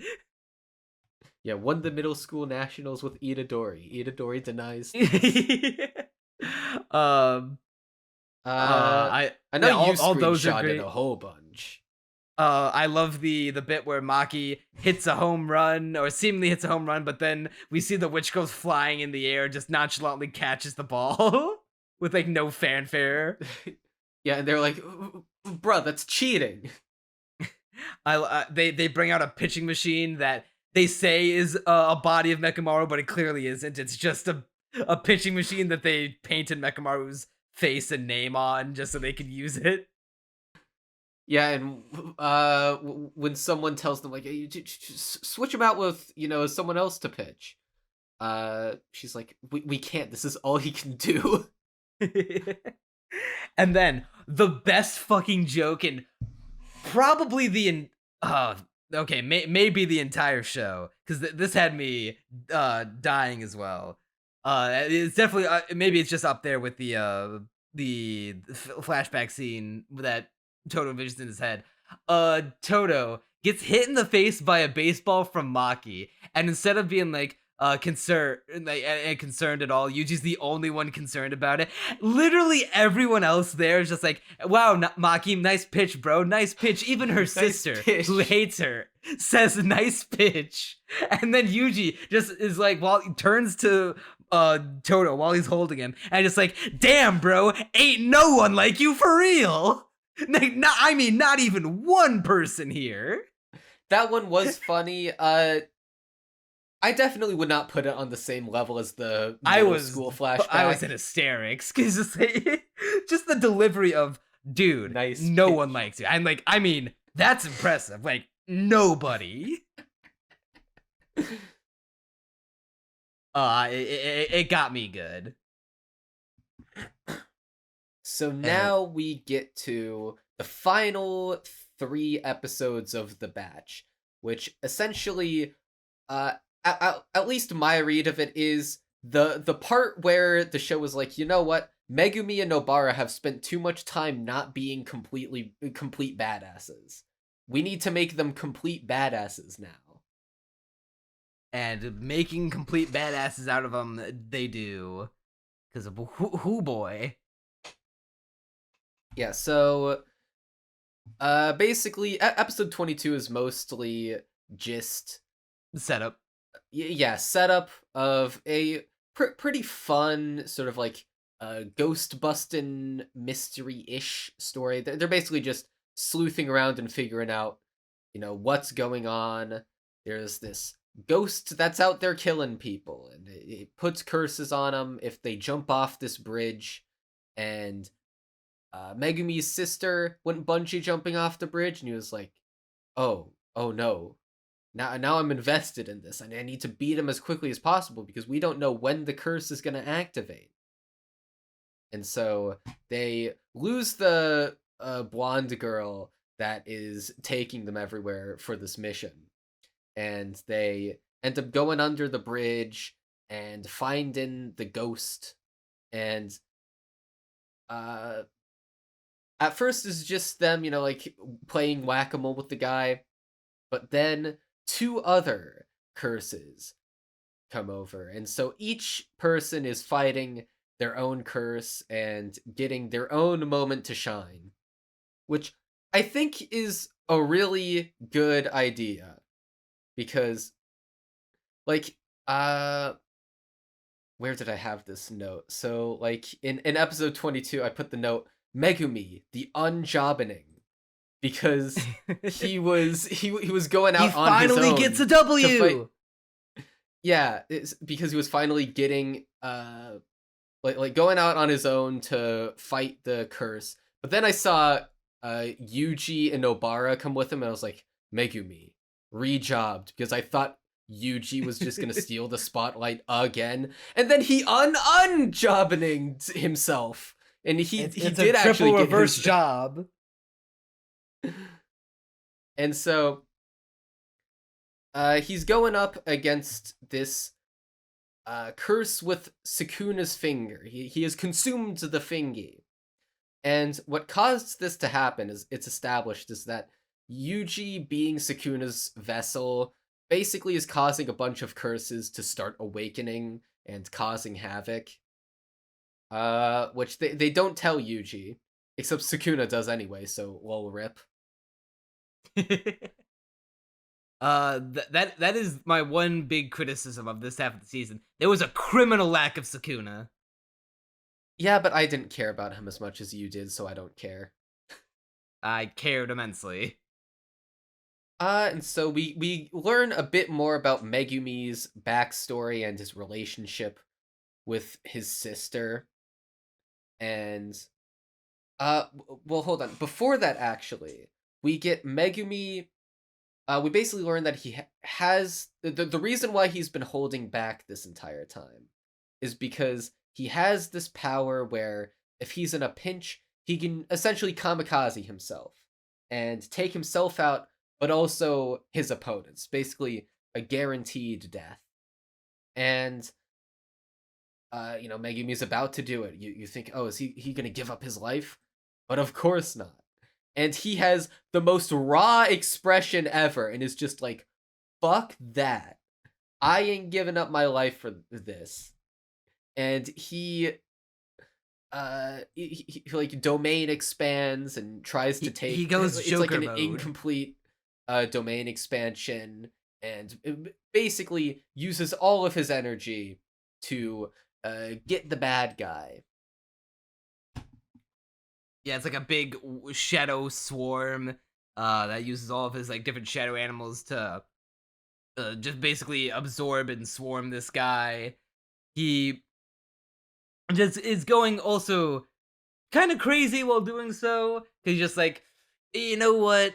Instead of fighting for all this time I've been fighting for my team and to uphold my ideals, but like, what if I just fought for me? Like, what if I just for once I'll just like, if I'm already pushed to this point where I'm gonna have to use my kamikaze ultimate move to take you out with me, if that just means that I'm gonna die regardless, might as well go out swinging, And so he uses the domain expansion instead, and he does beat the curse, and we get a little bit into his backstory. And don't get me wrong, this moment was based. Megumi finally got a W. I just can't help but feel like it got immediately overshadowed by based Treadcath Nobara coming in and just shitting all over that moment. Yeah, I mean, kinda. I do get where you're coming from.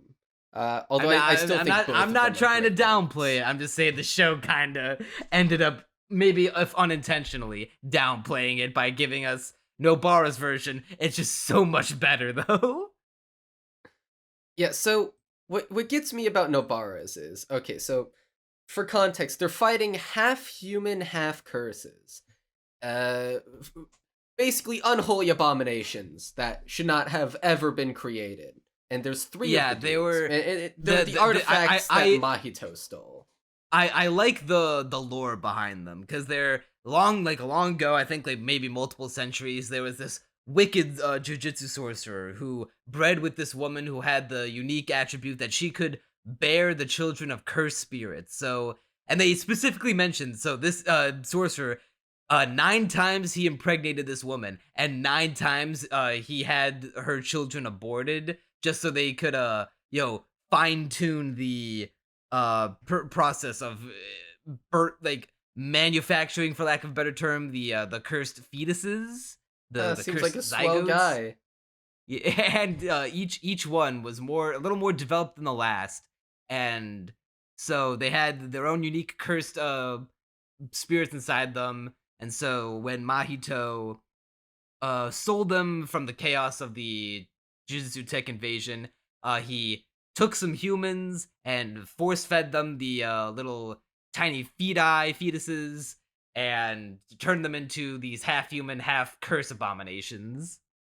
Yeah, and you can even see the progression from more curse to more human, where there, like the first one is mostly curse, but a little human-like ish, and then there's the one that is very like looks like a human but has black eyes and a monster on his back.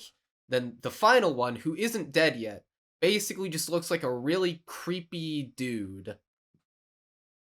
Yeah, he kind of almost like vampiric in a way. He Yeah, gave a vampire his eyes are vibes very to me. sunken in. Yeah, very gray skin. Bad juju all around. Yeah, does not pass the vibe check.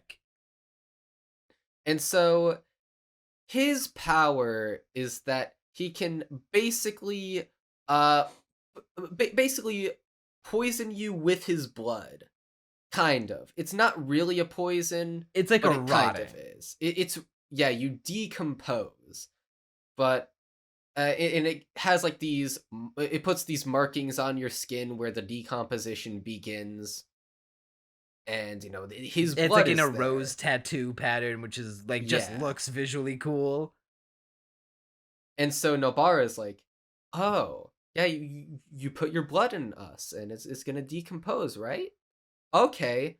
Yeah, I'm the worst person you could have gone up against for this power, and sticks a nail in her arm, which sends that pain back on him.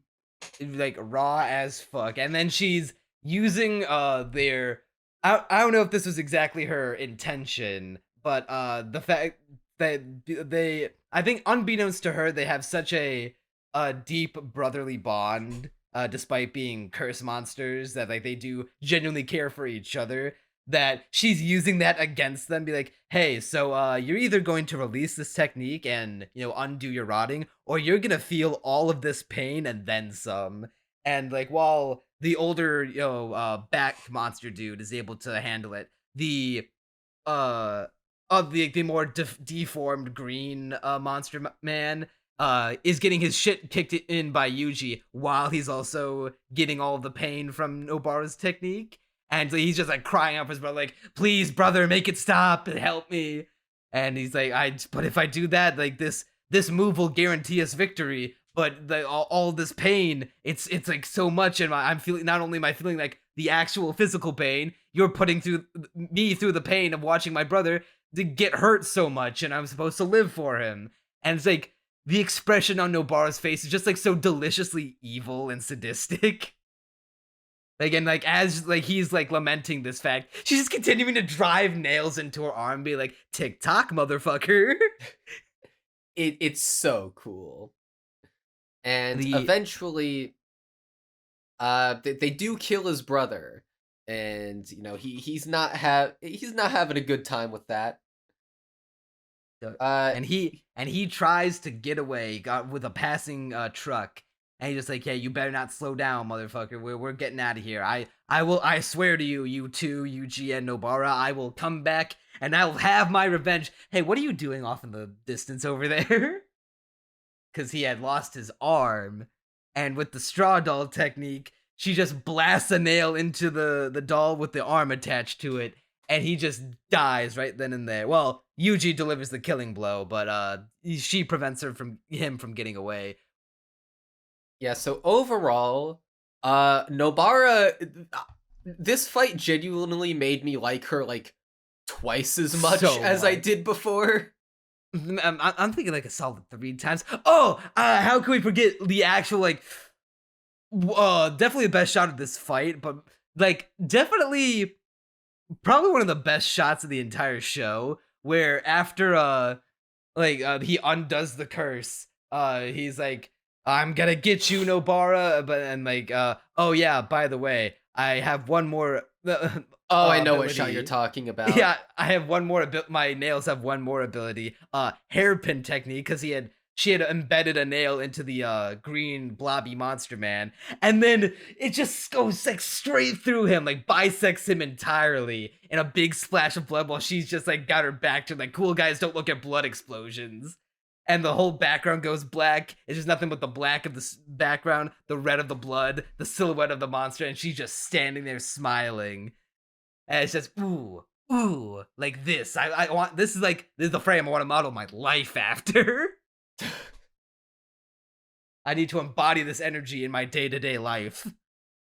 Yeah, and we get a bit of an emotional moment afterwards of Yuji, feeling down about, bro, these curses, bro, they weren't curses. They had flesh and blood. They were like at least part human, and they felt for each other. Like, I made him cry for his brother. And Nobara, I actually quoted her response to him. There's only so many seats in my life. I can't let myself be swayed by someone who isn't in one of them. Which is, I don't know, it's a motivating sort of phrase to me of like, she's able to shut out the noise of like, I'm just one girl, man. I can only like extend my olive branches and my the space in my life for so many people. Like as idyllic as it would be to save everyone, and embrace that ideal. Realistically, I'm just one person. I can't do that, so I just gotta do what I can, and I'll. It's not that I'm taking contentness in that and just settling. But when the chips are down, you gotta make some tough calls. And overall, good show. I think we're about at the end of everything that we have to say. Yeah, I do have just a couple more lingering notes. One thing that has been happening really throughout the entire show that I've just come to appreciate a lot. I love that the villains are just fucking around the whole time. Like every time we see them plotting, they're not like in their shadow room where they're like having their secret council meetings. No, they're at the beach, like getting their tan on. They're swimming in hot springs. They're smoking a fat pipe. They're playing the game of life. Bro, that shot of Jogo smoking a pipe and the pipe's just like, no, because it's like it has just like a sentient being. Dude, that moment went hard. It's like the first bit of episode 14, and so like it was a good tone setter for things to come. I just love how these villains who are definitely capable of doing a lot of heinous evil things that we've seen them do, they just enjoy dicking around so much, because it makes them feel like that they're they have personalities outside of just like their goals, that they do enjoy. They're living like humans, and they're embracing and embodying their ideology. Like, hey, curses deserve to live on this world just as much as humans, and to demonstrate, we will do these recreational things that humans do, and like make us seem less evil, even though we are very definitely much the bad guys. Yeah, I definitely agree with you there. It's very charming. Yeah, and also charming lends is in, how once I again, put it. to the goofy, eccentric tone that the show is leaning on, where like the story is serious, but there are enough goofy and eccentric moments in it to give it a fun identity. Is there anything else you want to say? Just a couple, several like little lingering notes. This will count towards the outro. Sukuna, even though he didn't really do much this half, he does come out on his own at one point to eat the finger that Megumi recovered. Yeah. So that does show that he's slightly gaining some level of control away from Yuji. It's like, I think this is the first time he is able to come out and do something on his own. That like Yuji did not say, hey, Sukuna, come out and eat this finger. he forms a hand through his mouth through Yuji's Well, hand. I mean, and I consumes the don't finger. think it's really a moment of him gaining more power, because he's always been able to manifest mouths on Yuji. All he does Yeah, is but just manifest the mouth as he's grabbing it. Maybe I'm reading a little too much into it, but I feel like Yuji would have I mean, not wanted he's Sukuna. put the mouth on his hand before. And Oh Yuji yeah, but he's didn't never want him done to it be to like there, eat something. But mouths eat something. Well, mouths also speak, and he's mainly used to speak to him only.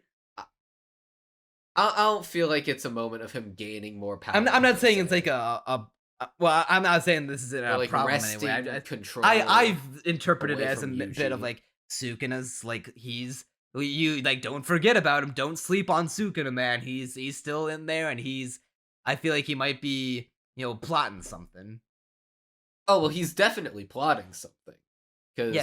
I'm surprised that not once this whole season did the pact that he made with Yuji come into play even remotely. Like what I thought was gonna happen, because Megumi was putting such an emphasis on. I repeat, like I gotta say it again, Yuji. Whatever you do, don't eat this finger. I thought he was going to like say the trigger word that Sukuna made the pact with Yuji about to do the thing to let him come out. And he was gonna use that moment to be like, "Oh look, I'm here," and Yuji's not. Yoink, eat the finger, because like he couldn't hurt them, but he could definitely that eat would the finger have there. given it away though, possibly, because Yuji would be like, "How did he do that?" I feel maybe not it give it would've away, but just just like been to clued him in. Clued him in. I'm just and surprised so- that like they set up that whole thing and we didn't see it happen even remotely, not even hinted at. Like They are waiting a long time with Chekhov's gun here. Yeah, that gun's being cocked and loaded for a while, so I guess when they're saving it for a really big time to bust. And hopefully when that time comes, we'll be busting too. Yeah, hopefully. At the very end, we see Todo and we kind of glossed over some of the other higher ups, but they don't really leave too much of an impression, honestly. I think her name was Mei, who's basically the money girl of the Jujutsu Sorcerer. She likes higher-ups. money and she has a funny hairstyle. Yeah, that There is the you go. exception for character. They recommend promotion to first grade for Maki and Panda and our main trio. I guess Inumaki, the sound guy, was already a first grade. I don't remember. I mean, if they constantly refer to him as like one of the most powerful characters, so I am assuming. I guess maybe he was already just first grade. So I was just slightly. The only reason I took note of that is that, well, it's a good note to end the show on. Be like, hey, look at how much stronger our characters have gotten. Now they're like first grade sorcerers. How is Todo able to make a recommendation? Isn't he Because also he's a student? also a first grade. I think okay. that's the logic. Okay, I was a little confused because I thought his being a student, but then him having like portrayed to have equal footing with like a higher up like Mei made it be like, how is he able to recommend other students? But I guess that's how it works. And the very last note that I have for the show is that soundtrack bops. It does. They I genuinely lean heavy on like intend rap like, and rock in this one, and it's some fire. dude. Like I want to use some of the songs in like videos. Unfortunately, just have them there. you will get copyright claimed immediately, especially the ones with Probably. lyrics in them. Well, I won't use the ones with lyrics in them, obviously. Like, you'd be surprised at how some anime OSTs are weirdly not copyrighted, even though they're very popular shows. I guess if you turn the gain down on them in editors low enough and talk Yeah, like, over them loud this enough. dude... Oh, wait, no, that's a topic channel, fuck. Here, this is some random channel. Let's see if it's copyrighted. Damn it, it is. Well, I know what you mean. I know what you mean. And but okay, anyway. that's the end of my Jujutsu Kaisen notes. So, what are we feeling on this show? My opinion of it has definitely drastically improved from the first half to the second half, and the first half wasn't even bad. Like, I liked the first half, but I really enjoyed the second half. I do lament that the Gojo is continuing to be more of a nuisance than a benefit to the narrative, and that my best boy, my one true love in this world, Sukuna, kind of got shafted this half when he was such a baller in the first half. But I guess they're saving him moments for season 2, so I'll just have to wait for that.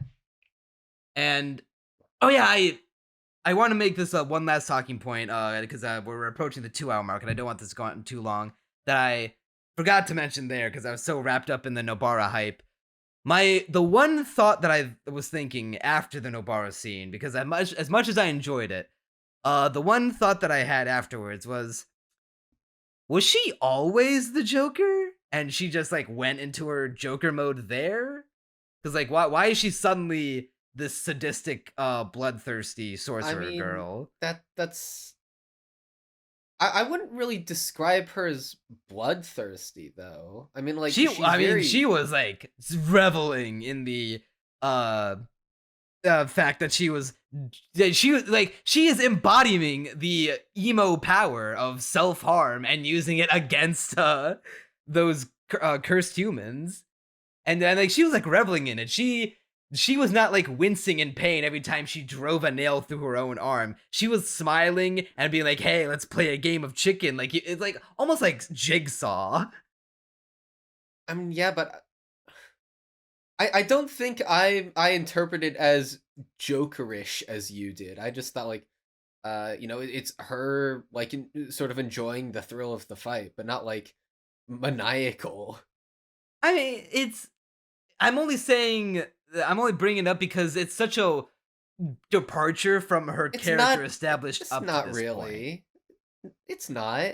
Even when like, cause she's made out to be like, oh, I'm the country girl who like wants to see the city so badly. Like, yeah, she's got a bit of a temper, but even when she was fighting the witch girl, she was like going off about self-love and being like how, oh, I don't give a shit about your gender politics. I like when I'm shopping and I like when I'm kicking ass because I'm me. And like there was a lot of self-righteousness in that Nobara. And then in this Nobara fighting these cursed humans, it's a lot more like chaotic, more like lawful evil, or like maybe I don't think either of those contradict each other though. Like I'm you're not making saying it out like it's an entirely different character. I'm saying it's feel part of the same character to me. I don't doubt that these characters could feel the same thing. I'm just saying there's such like a dramatic flipping of the switch that's I'm just like, there whoa, is where not did a this dramatic come from? switching of the well, okay, flipping well, of the switch. it's part of the reason why we both like enjoy Nobara so much more, because she pulled out this badass side of her. But like I feel like there has to be a root in there of like, damn, where was this all this time? Like you have to admit that has to play into a little bit, right? That's what you were thinking? No, that's not what I was thinking.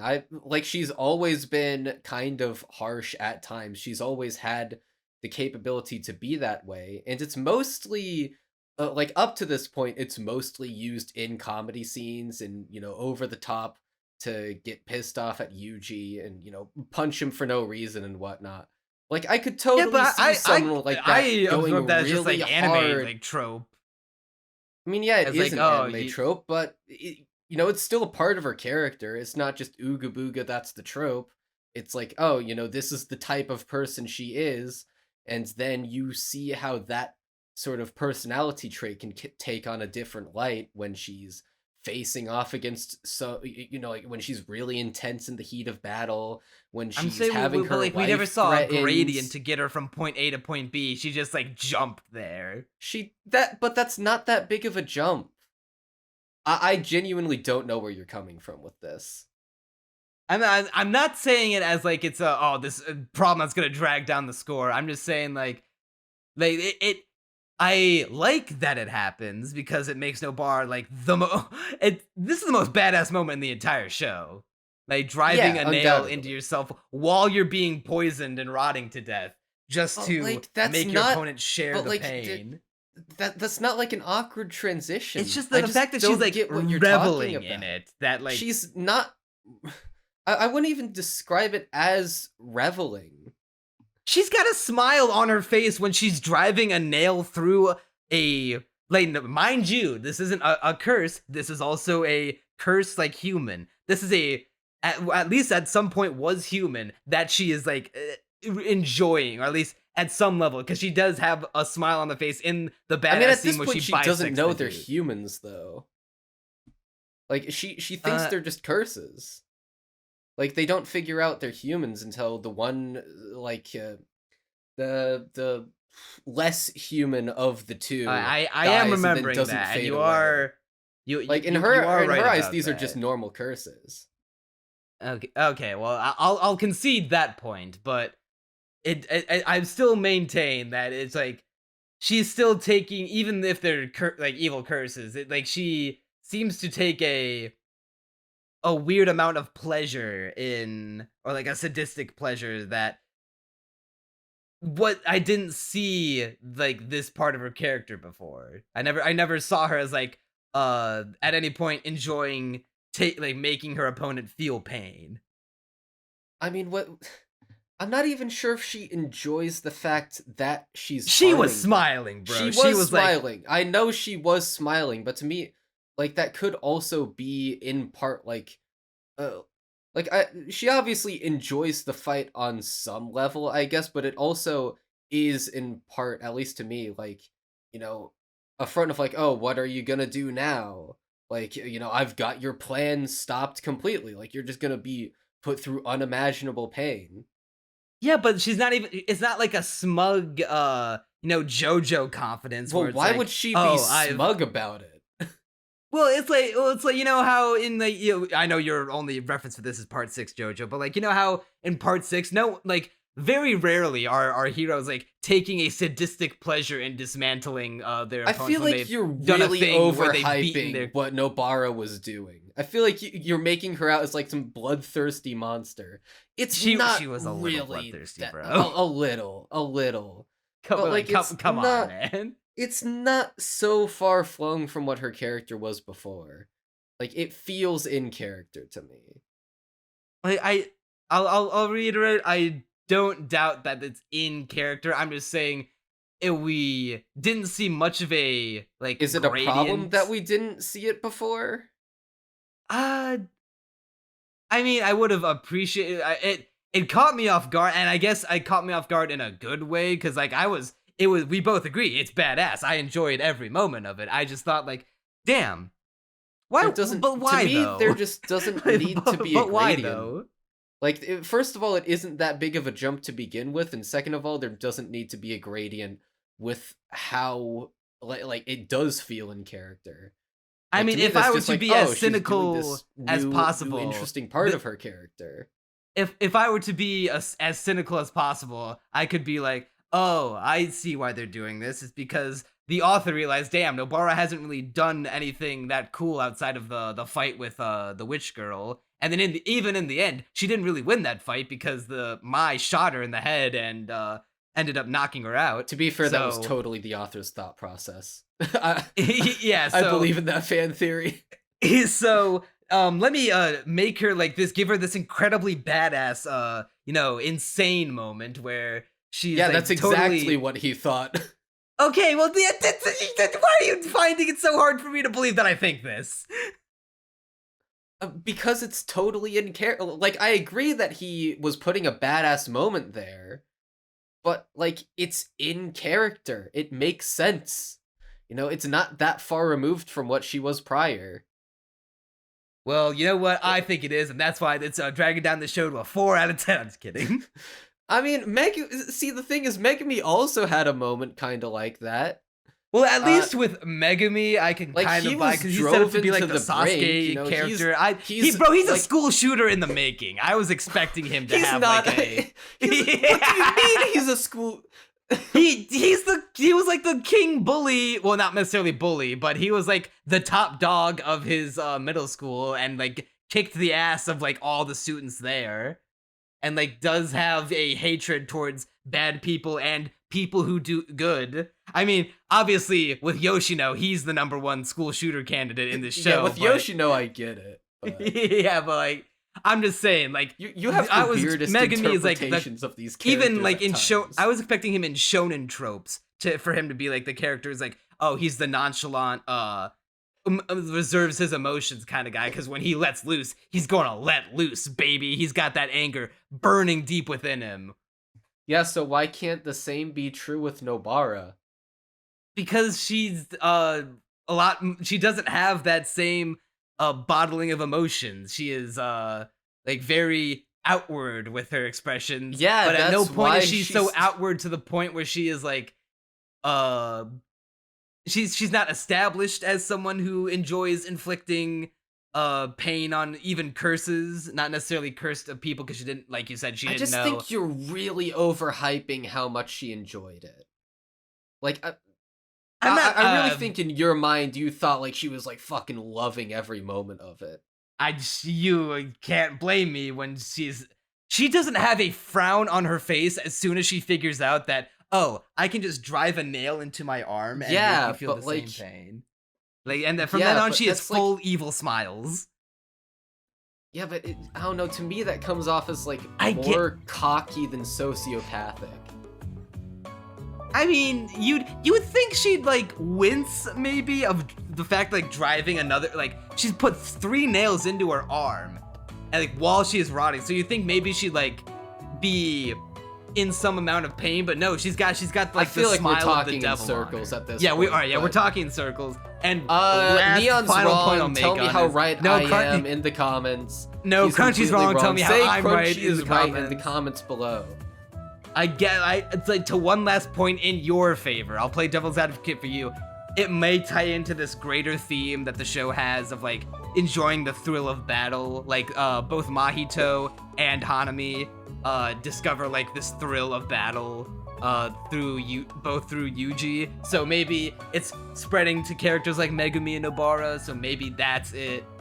But we'll leave it at that so we don't risk running on about this topic for another 5 minutes. Bro, I could go with an hour arguing in circles about this because you're so wrong. well, I guess that's up for the viewers to decide. Comments, let us know who's right and who's wrong about Nobara, and tell us your other thoughts on Jujutsu Kaisen down in the comments below. Don't forget to like the video, subscribe to the channel so you don't miss an episode of the podcast. We're definitely gonna keep up with Jujutsu Kaisen. We're gonna do 0 later on in September. We're gonna then start catching up to season 2 because it's currently ongoing now. I think it just entered the what was it called, the Shibuya arc or some shit. I'm not entirely sure, but we're back with our main characters. We're done with the Gojo flashback. Things are happening. We'll hopefully catch up in time and be more timely with it than we were with Bleach. So we'll see about that. But now we gotta bring this episode, Castaway Anime, to a close. I'm Neon Manta. And I'm Crunchy Bagels. And you'll see us next time.